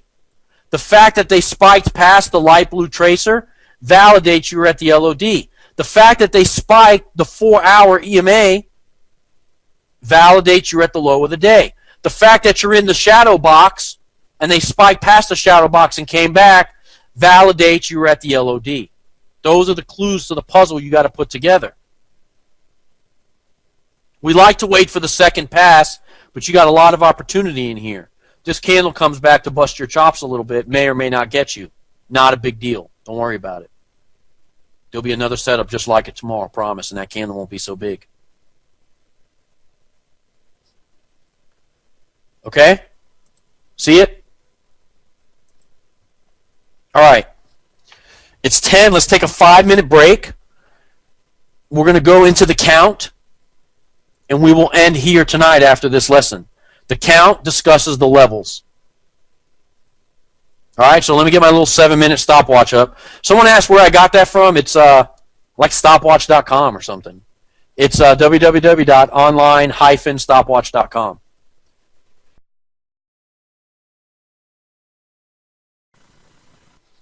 Okay, everybody back? Good? All right, hear me? All that stuff? All right, some of you are asking about the stuff on the charts. Robert, you're not the only one. Don't worry about that stuff right now. I'm going to break it all down for you. What I want to do is I want to strip away the concepts that you have about the market right now, and I want you to look at the big picture of what these guys are up to. Don't worry about a box, a shadow. I'm going to cover all that shit. It's on there. I know it's in my charts because that's the templates that I took the pictures off of. Just open your mind to what's going on. Okay? And I'm going to tell you what the box is, what the arrows are, what the average. I'm going to tell you all that stuff. Just right now, I want you to grasp the concept, okay? All right, so let's get going. I didn't see any questions other than that I need to address right now. We'll take some questions at the end when I give you your homework. Okay. The count. The third most important element of the system is the levels, or the count, to know where you are in the cycle. Right? You need to walk up to a chart and go,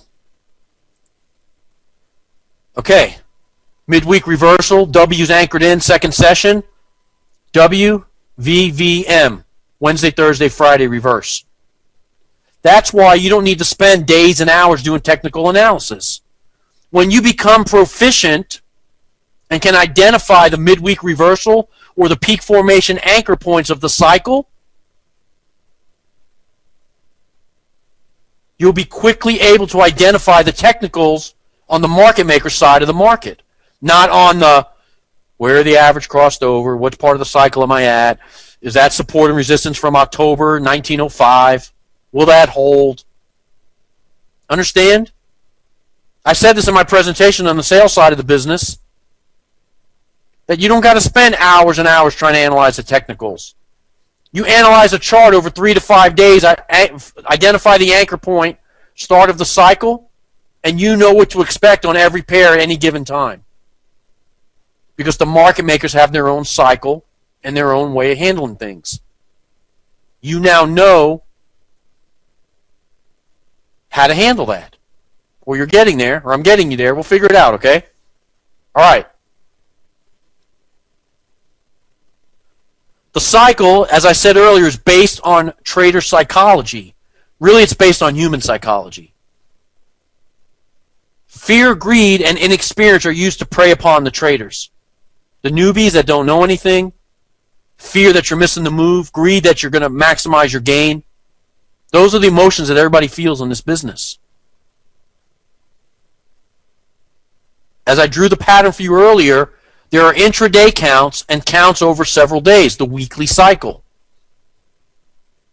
They are all there to trap the traders and grab your hard-earned equity.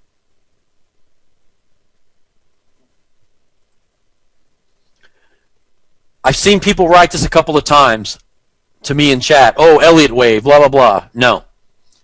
Do not associate this with Elliott wave or any other indicator.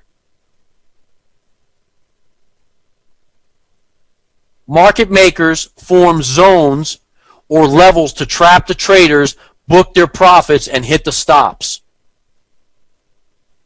Sometimes it's like a joke. You can see it like stairs. It's so easy. Sometimes it's not so easy. Understand that at level 1 and level 3, the aggressive moves are seen. Why? They just made a huge run. They snagged the traders. Some amount of money is stuck. They want to hit the stops in both directions, collect up the contracts, and then trap another fresh batch of traders the other way. The M and Ws form at these levels. Okay? There are 3 levels of correction or rise over 3 days. Could it be 2.5 days? Yes. There are also 3 levels intraday, the 3 bursts. If you know where you are in the cycle, it's easy to pick your directional bias and take your trades. The first level of the correction in this example is driven by the market maker. You will see the fast moves on light volume. You can't tell volume, by the way. You just know by the move. The guys that trade the breakouts with Craig and understand this stuff, think for a minute. Even if you haven't traded with Craig, just think for a minute. Open your mind for a second. Ever seen a candle spike really fast? In a textbook, that is written as momentum. But what's really going on is the market maker is flashing the pair with as little money as humanly possible to get it to move or spike. And other times you've seen the breakout slow and steady, a smooth run. The slow and steady move is the real directional move by the market maker.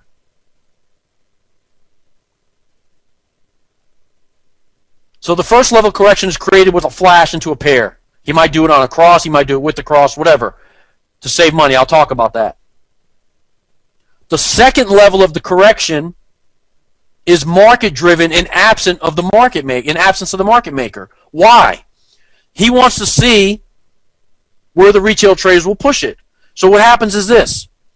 He creates a stop hunt high spike, pulls back, hits the second leg again, starts the direction, and steps aside.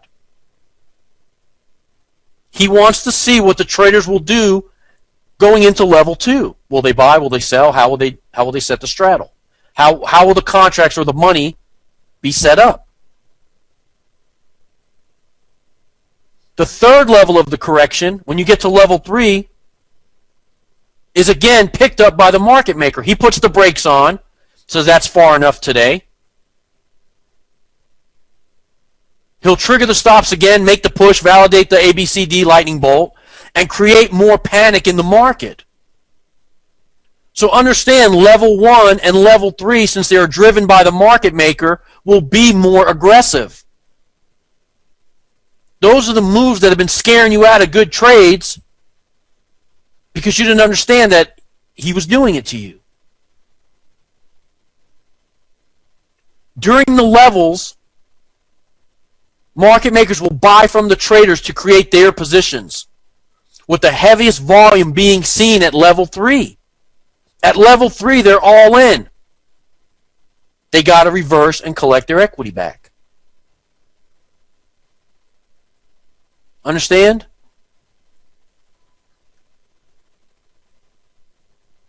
When the signal appears, simply buy or sell third level rises and third level corrections against the retail traders,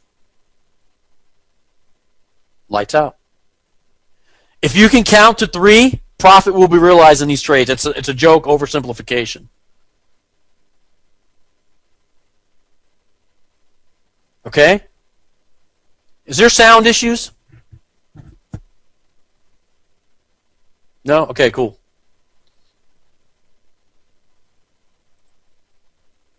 Okay, now, this is going to piss you off. It should. In addition to each of the 3 levels, there is a corresponding level of consolidation. Level 1 consolidation. Level 2 consolidation. Most of the time, when this is going on, the stops are triggered in both directions before the next level is started. The zones create 20 to 30 pip swings, be visible on the chart. Market makers are trying to hit the stops both ways to make easy work of the next level. They're trying to take the buying or selling pressure off from the market. So they slap it both ways. That is where, if you guys ever seen those little, they call them pennants. I hate that terminology because I don't like any of that stuff. It's garbage. But look, you have the move, right? They go down, they consolidate. Then what happens is it creates like a little wedge right in there, right? Then they break for the next level. Then they go like this. Forms another wedge. Right? Then they do it again. Now you're going to notice the pins start to the downside. Then they'll reverse. 1, 2, 3. Sorry about your luck. Okay, let me clean the chart back up. Okay. So now write this down and think for a minute. Market maker jumps in, 3:30, 4 o'clock in the morning, 3:30, 3:45 ideal, right? He jumps in. He creates the move, starts to panic. He shows you breakout vector candles the wrong way. He's showing you something, get the retail guys to bite. Retail guys bite the wrong way, he's got them. He pulls back quickly off of the high. He goes at it again one more time to validate, hit the stops. He then shifts away from that, 25 to 50 pips in the first level and goes into consolidation. He then swings both ways. He may come back towards the high of the day. That move, coming out of level 1 consolidation back towards the high or back towards the low, scares you out of a good trade. Scaring you out of a good trade is his job to make sure you don't actually make any money when you're right. Each zone of consolidation creates a little tiny wedge, if you will, on the chart. The pins are issued in both directions, and then the next level drop or rise is seen. He stands aside during that cycle, cycle 2, level 2 forming, sees how the orders are set, and then he says, okay, that's enough, and he reels it back in. He then switches the pins against the move. So if the cycle is down, the pins will start going to the downside at level 3. You'll see the spike candles, more aggressive moves will be seen towards the downside. If price is rising and level 3 is shown, the spikes will turn to the top side. Why? He's trying to trap the traders before he reverses. Okay? Think. All right, let's have a look. Get my little pen. This is classified, by the way. I can show it to you, but then I have to kill you at the end of the seminar. All right, look. 3 hits to the high. Didn't just this exactly just happen. This slide's like 2 years old, man. Remember I told you we pulled the curtain out from behind Oz. It's the same shit every single day, day in and day out. 3 hits to the high, stop hunt at London Open, hammer at 345 and 945. That's all they got. It's the same move over and over. Once you can identify it, you own them. Okay? So now, market maker starts the stop hunt, creates the panic. You reevaluate your consolidation zone. He goes vector to the high on you. He doesn't take out the previous high. Second leg M. Bam. Peak formation is formed. You enter somewhere in here. You got about an hour to decide. Level 1 correction. Pins down. Pins up. I see what you mean about the color. Let me change it. Let me find something pretty like a yellow. Okay. Wow, it erased it. Sorry. I don't know if that's any better. Correction, right? We enter in here. Pins up, pins down, forms kind of a little pullback wedge, right? Level 2 of the correction is smaller and weaker. But again, market makers hit the pins on both sides before the next level is commenced. Now something kind of funny happens. He goes into level 3 correction. He's got vector to the low in here. 3 pushes down to finish out the level, right? Funny how I only see pins on the bottom now. Here, and here, and here. Those candles were all the way down at one time. He's working the low. Now we know we've had on average a 50 pip drop per level. So we're at ADR, 150 pips. At 150 pips ADR, he starts issuing a pin at the bottom of the candle. The pin is a wick on the candle, whoever's asking. He starts issuing pins at the bottom. Do you notice that there's no pins on the top of these candles? Not necessary. I'm trying to trap short holders. So I push the market down, bam, snatch it away, gotcha. I hang around for 45 minutes, push the market down, bam, gotcha. Hang around for an hour, push the market down, bam, gotcha. The third confirmation doesn't happen very often, but I like this chart because there was 3 confirmations here and then 3 mini confirmations. I can't draw it down there. It'll change the slide. Sorry.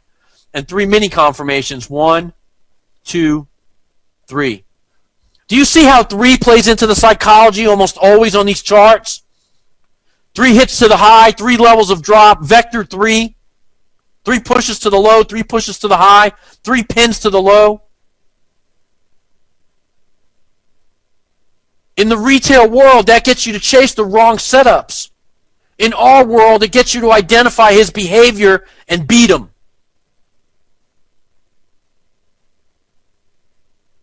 Understand that this happens all the time in the market, in every market. You just have to identify it in real time, and the journey starts tonight.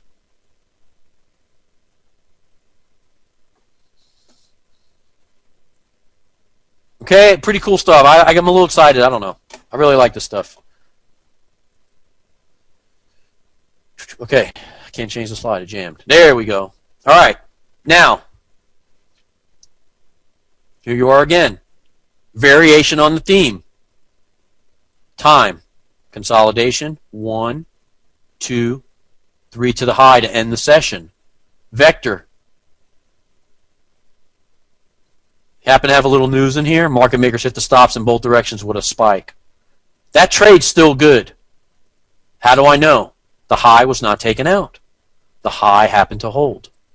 You have your peak formation high. You have your high of the day, U.S. session, and you also have your peak formation high of the week. What do I expect tomorrow?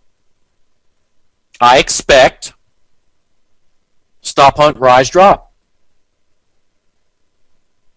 Why? Because I got the cycle now. I nailed it. It's anchored. Okay? Notice something kind of crazy in here too. There's 3 vectors in here on the downside.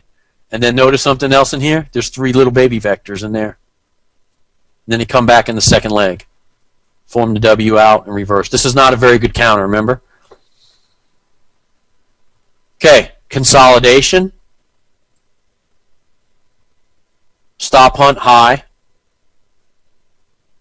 This one happens to be, I'm going to write this initials down, You're going to say, what the hell?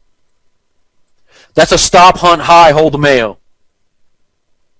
It's not a sandwich. It's a trade. Stop, hunt, high, hold the Mayo is simply market makers came out of the box, out of the consolidation. They used the 200 moving average as the trigger, which offered resistance at the perfect timing at the stop hunt.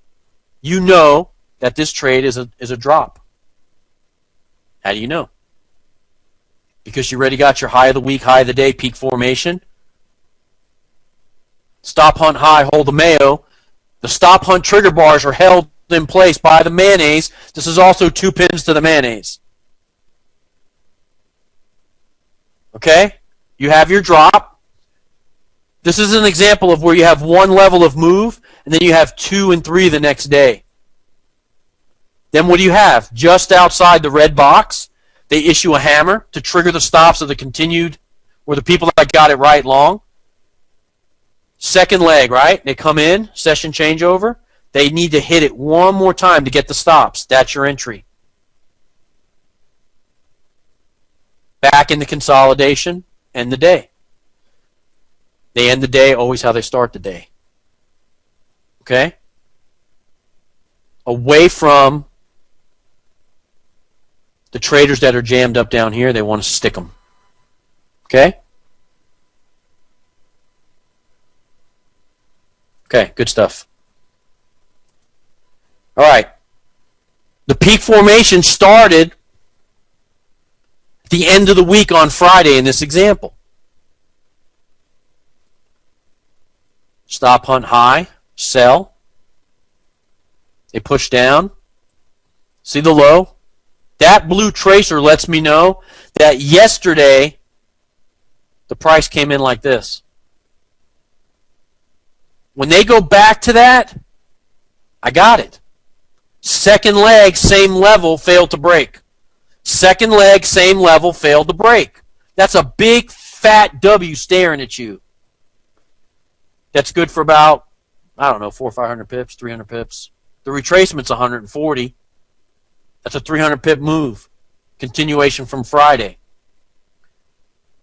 Notice how they caught the retailers with the gap right there. We don't fall for that crap. We don't care. We got peak formation low. PFL. Peak formation low. That looks like an E, sorry. Here, let me see if I can do that. Peak formation low. Sunday going into Monday. There's your gap.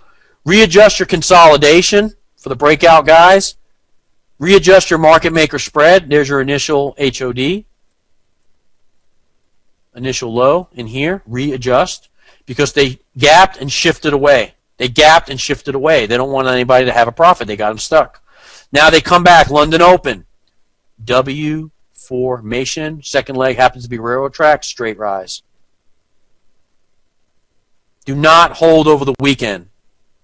I'm not telling you to hold over the weekend. I'm showing you how to analyze the chart going into Monday. I see peak formation Friday. I know where I'm at. Now coming out, I expect straightaway. Why straightaway? They have to aggressively get the hell out of here because they jammed all these traders. Right? They got to get the hell out of that range because they want to stop everybody out and get them into margin trouble because they know who's in trouble. They have their list from the plugins. They got $100 million in margin trouble. If I clean that out, I'll put that in my pocket. I'm a market maker. So that's where the aggressive break trade comes. This also, by the way, happens to be the day that breakout traders make money. Second day of the cycle. Okay? In consolidation, what do you expect one more night? Okay, what's the cycle? W, V1, V2, M. That's the cycle, right? Anchor point, peak formation low. Day 2, day 3, reverse. Here you go. Day 1, rise.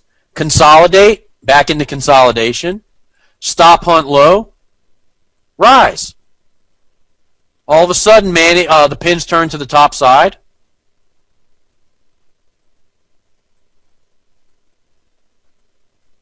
Three levels of rise built into there. They come back just outside the U.S. Open.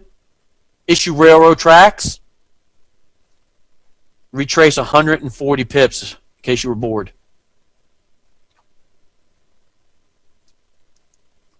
They don't have unlimited equity. They must grab it back at some point in the cycle. Now, we'll talk about the continuation, but they can make a W and continue on the uptrend over here. They book a profit, get back into direction. Why? They have longer-term goals that they have to be cognizant of. If you think about this, if they went 3 days up, 3 days down, the market would never go anywhere. It would sit there sideways, right? And surely you'd figure it out. I know Craig would because he almost figured this out.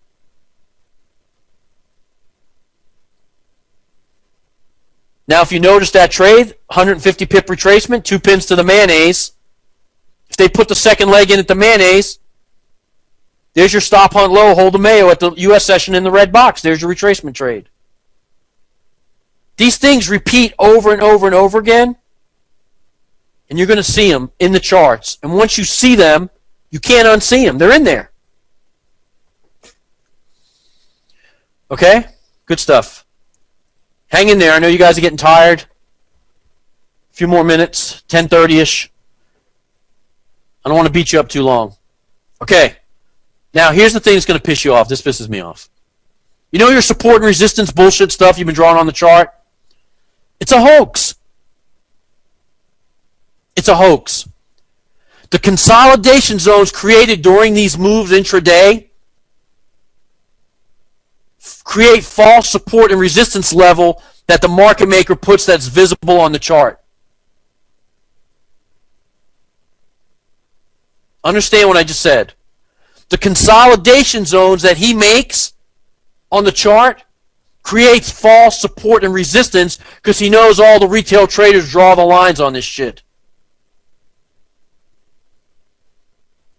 So right now, here's the pattern, right? Think for a minute. I drew this for you. I showed you this. I push down. I show you this. I push down. I show you this. Right? This crap right here ensures that some retail guy is going to draw a line through it and say that's support from February or August 2nd, 2011, and that should hold sometime in the future.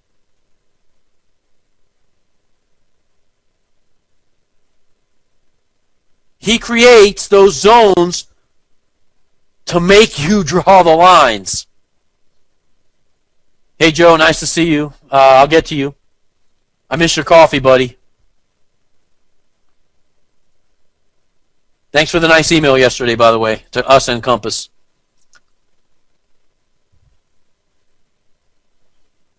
Okay, now, to sum this up a little bit. Level 1 and Level 3 aggressive moves will be seen. Market makers must book a profit and do so at Level 1 and 3. Level 1 can be previous Level 3. 3 levels of rise, they go into stop hunt, hit stops high, drop. That's your Level 1, your new peak formation. Level 3 becomes the reversal and starts Level 1. I know it's confusing, but think for a minute. If I have a trade that goes down 3 levels, 1, 2, 3, hit the stops one more time and rise, this becomes the new direction, right? Level 3 has now become Level 1, 2, and 3. Understand? If they're going to continue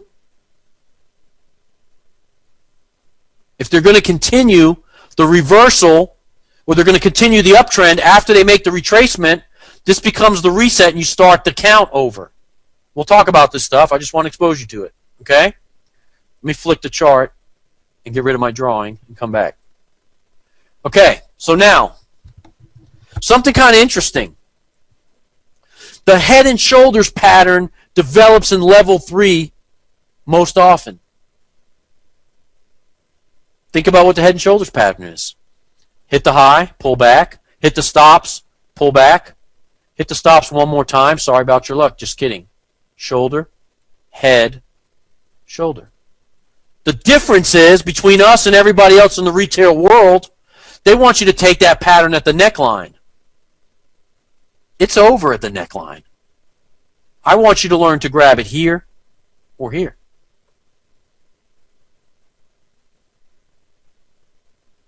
Okay? I'm going to talk about it more, don't worry. Here's what I mean. 3 levels of drop going into the next day. Right? Here's the M formation. Nice drop. Consolidation. False support and resistance on the chart. False support and resistance on the chart. This lines up with some crap you'll project down here when you feel good. They come in, spike the low. Asian session. Shoulder. They pull back aggressively. They come in, spike past the low to pick up the pendings. Breakout guys. Snatch the market away from you. Hit the stops of anybody that was correct in this aggregate. Anybody that didn't move to break even, anybody that went to break even gets scratched out on the second pass. Either one of these is an acceptable shoulder, here or here, okay? Railroad tracks going into the session. But isn't the head and shoulder pattern, let me toggle this. Isn't the head and shoulder pattern a variation on a W? Ends on an M? Think. Forget about it. Amputate this guy's shoulder. We don't need it. Get rid of it. There's your spike to the low. Second pass. W formation. Take. You're in right here. Bam. The third try coming back doesn't take out either one of these levels. Trade is still good. Okay? So, this behavior exhibits level 3. Do not enter the trade after the dang neckline's broken. You're missing the whole thing. The move is in here or in here. Okay? Again, there you go. Level 3 behavior. Why? Because what they do is they're showing you a downtrend, right? Averages are separated. The 50s past the 200. Water is below the mayonnaise. The 50 EMA is trading below the jar of mayonnaise, the mayonnaise, white, okay? Now, that's a retail trader's downtrend. What do you do as a retail trader? Buy the rallies, sell the rallies in the downtrend. Sell here, right? But what's really happened is they've made the aggressive move towards level 3, issued a hammer, formed the low, come back, spike to that low, but don't take it out. There's your proper entry on the head and shoulders. And there's your straight run up. Do not go against the market maker setup. Trade in line with him. Okay, you can trade both ways on level 3, but that's more advanced. I'll talk about it later. I want you just to get the basic concepts right now. The bias should be changed from a downtrend after 3 levels of drop. Head and shoulders is seen. But look, just think about what this is. Draw this box right here. Took it out for you to see it. Okay, hold on, let me start over. Draw the box right here, okay? At the session open, they pick up the breakout guys, spike them out long, spike them low short, break plus a close, you enter here short. Gotcha, just kidding. Our group enters here. Okay? And in 3 bars, you're up big. Because this is usually a 50 pip channel. 50 pip Tokyo channel, right? They already, 1 bar is shifted off the low, 50. This next bar is about 50 right here. Then they chop around a little bit, hit it again. 50. There's your ADR. You understand? Okay. Never trade against the peak formation out of level 1 consolidation. That's the day the breakout traders are rewarded. The straightaway develops here most often. Market makers have gotten what they need at the head and shoulders, the aggressive moves, and the traders are jammed going into tomorrow. Trapped. They will not come back to the level because if they do, it releases all that money back into their accounts of the traders. Understand? By repeating back towards the level, they allow the traders will click out at +1, +5, -2, -3. They're not in the business of letting people out. They're in the business of jamming people. So understanding that keeps you in the right directional bias. WVVM, MAAW. Okay, my throat's starting to hurt. Don't confuse the 3 swipes at the stop loss, the vector 3 candles. Don't confuse the 3 pushes or pulses to the stop loss levels with the 3 levels of rise or correction. Some people are like, I don't understand. The 3 levels or 3 swipes at the stops are like this. They're tight and they're bursts. And I'm going to cover that tomorrow. But then you have the 3 levels of move of approximately 50 pips each, depending on the pair. Australians like 35 pips each. Okay? Whitney, you know this stuff. I don't understand what you're asking me.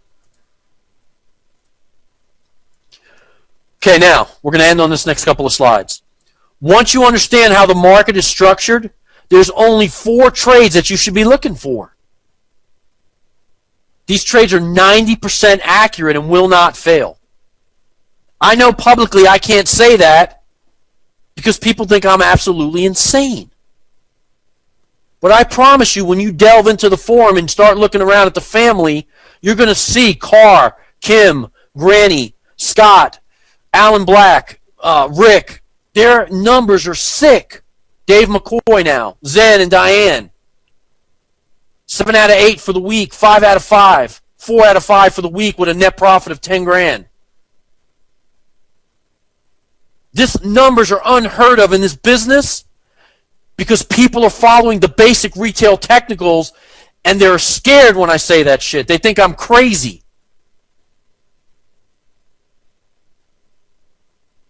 Well, I'm not crazy. I revealed it today. Okay, so now, mastering the handful of setups that I'm going to teach you in here will ensure your success rate. Tommy just posted he was 87.5% for his first week. Fantastic. These setups are going to ensure your success and produce returns and win rates that are unprecedented in this crazy business. I promise you that.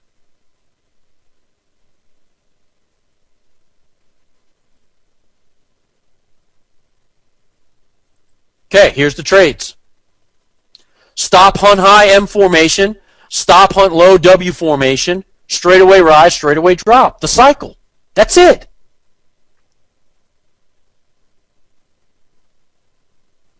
Too simple, right? You need some like dots on there and shit. You need some BBs, MACDs. What the hell? It's too easy. If you take all the crap off your chart that I put on there for you, by the way, and just look at the price action, what they're doing, you're going to start to see the drawings that I've drawn for you. I talk about that stupid picture that was out, I don't know, I think I was in my 20s, it was a long time ago. You know, there was like flying saucers and dinosaurs and there's a bunch of dots. And you stare at it, and you can't see shit. You're like, what the hell's that stupid dot painting somebody made? Something happens after you blink looking at it for a few minutes. You blink, and all of a sudden the picture opens up, and you can see flying saucers, dinosaurs, orange cows, green stars, blue clovers. I don't know what the hell's in those pictures. I never could do that, by the way. That's how I want you to look at a chart now. I want you to look at a chart with a different eye, a different set of beliefs and understandings. And I want you to blink, and all of a sudden you see the M's, the W's, the flying saucer market makers, the dinosaurs eating your stops. Understand? When you look at it with what I'm showing you, and it clicks, it's game over for you in your trading business. You own it. I don't know how long it's going to take you to look inside the 3D art and for it to change. Everyone's different. I still can't see 3D art. I don't want that to happen to you. I want you to be the starfish that I threw back. I want you to be the person that gets this and has success in your life. You all deserve it. Okay, it's 10:43. I'm going to end here. It's a good spot. I'm sorry if you're tired. I went a little longer than I like to go. I usually try to break around 10:30. Homework for tomorrow, my friends. You didn't want to hear it, but here it is. I want you to go back, and I want you to mark the charts. I want you to do Euro USD and GBP USD. And I want you to write on the chart everything I taught you today. You new guys do it. Old guys don't do it because I'm gonna be slammed. I will look at all the emails tonight or tomorrow before class. Let me get a little white piece of paper over here. Let's see. Let's see. White screen, white. Okay. Here we go. I need my pen. Euro USD. GBP USD. Go back as far as you want. I don't care. Go back a month, go back 2 months, whatever. Okay, now, I want you to label everything that I talked about on the chart. I don't know if I spell that right. All right, let me review for you because you're probably like, what the hell did you talk about? I'm confused. All right, I want you to label. I'm going to make a little list. Vector candles, 3 swipes at the high or low, W's, M's, 3 levels of rise, 3 levels of fall. I want you to label end the day in consolidation. I basically want you to find this on every chart that you can. 1, 2, 3 to the high, pull back, hit it again, 1, 2, 3, W, reverse, end the day. I want you to label this. I want you to note the pins, the timings, the hammers, orange hearts, blue stars. I want you to label everything I talked about for the last 4 hours. Okay? Remember my email address? It's in the beginning of the slide, steve@mmmforex.com. I'm going to go through as many as I can. It's going to be a lot, but I'm going to get through them. I always do, I promise. And I'm going to take 2 or 3 of the outstanding ones, and I'm going to post them tomorrow for our review. We'll talk about it at the opening of the session. Okay? Any questions pertaining to today's information and homework that I can help with right now? Zen and Kim have been answering and typing in there, helping out with the questions. That's fine. Nice to see you, Lou. Can I type my email address? I can't type it because it won't type on the screen, but I can try to write it. Let's see. It's my name, Steve. Wait, let me toggle this and clean it up. Start over. All right, shit, it won't toggle. All right. STEV. See, you should have wrote that down. I told you to take notes. Steve at Forex. Forex. .com. I have another email address coming. I'm just too lazy to set it up on my Outlook. Sorry. Take a snapshot. Use Jing. Use screen capture tool. Lou, don't do it, man. Don't send me any charts, buddy. Okay, look. All the new guys only. Take a screenshot of your chart. Mark it up. Use Paint. Take a screenshot of the chart, use Paint, mark it up.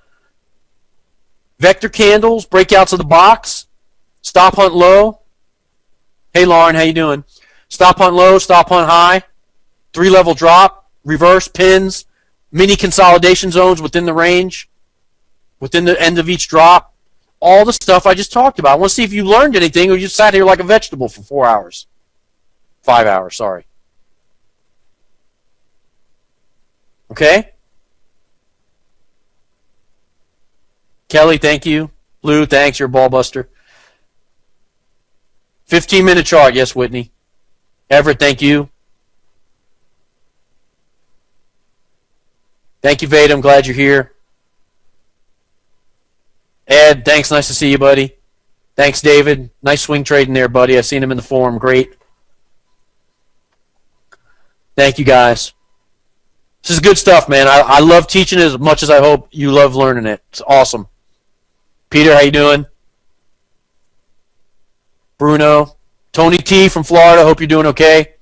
Subio, nice to see you, buddy. Quit smoking, man. I'm going to quit Diet Coke. You quit smoking.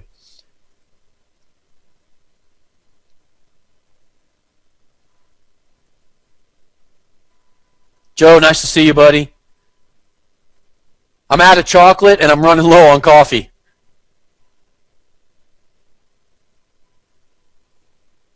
Thanks, guys. Thank you, John. Thanks, everybody. All right, listen, I'm going to end it here. Have a great night. I'll rest my voice. I promise I'll be just as jacked up tomorrow. Leah, nice to see you. Alan.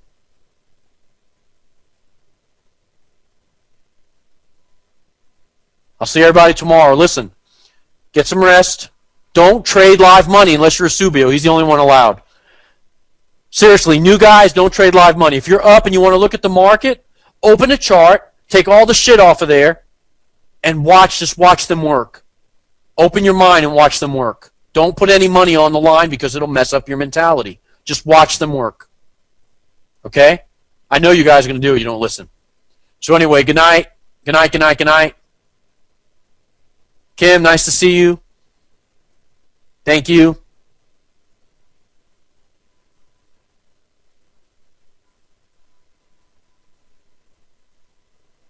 Okay, good night.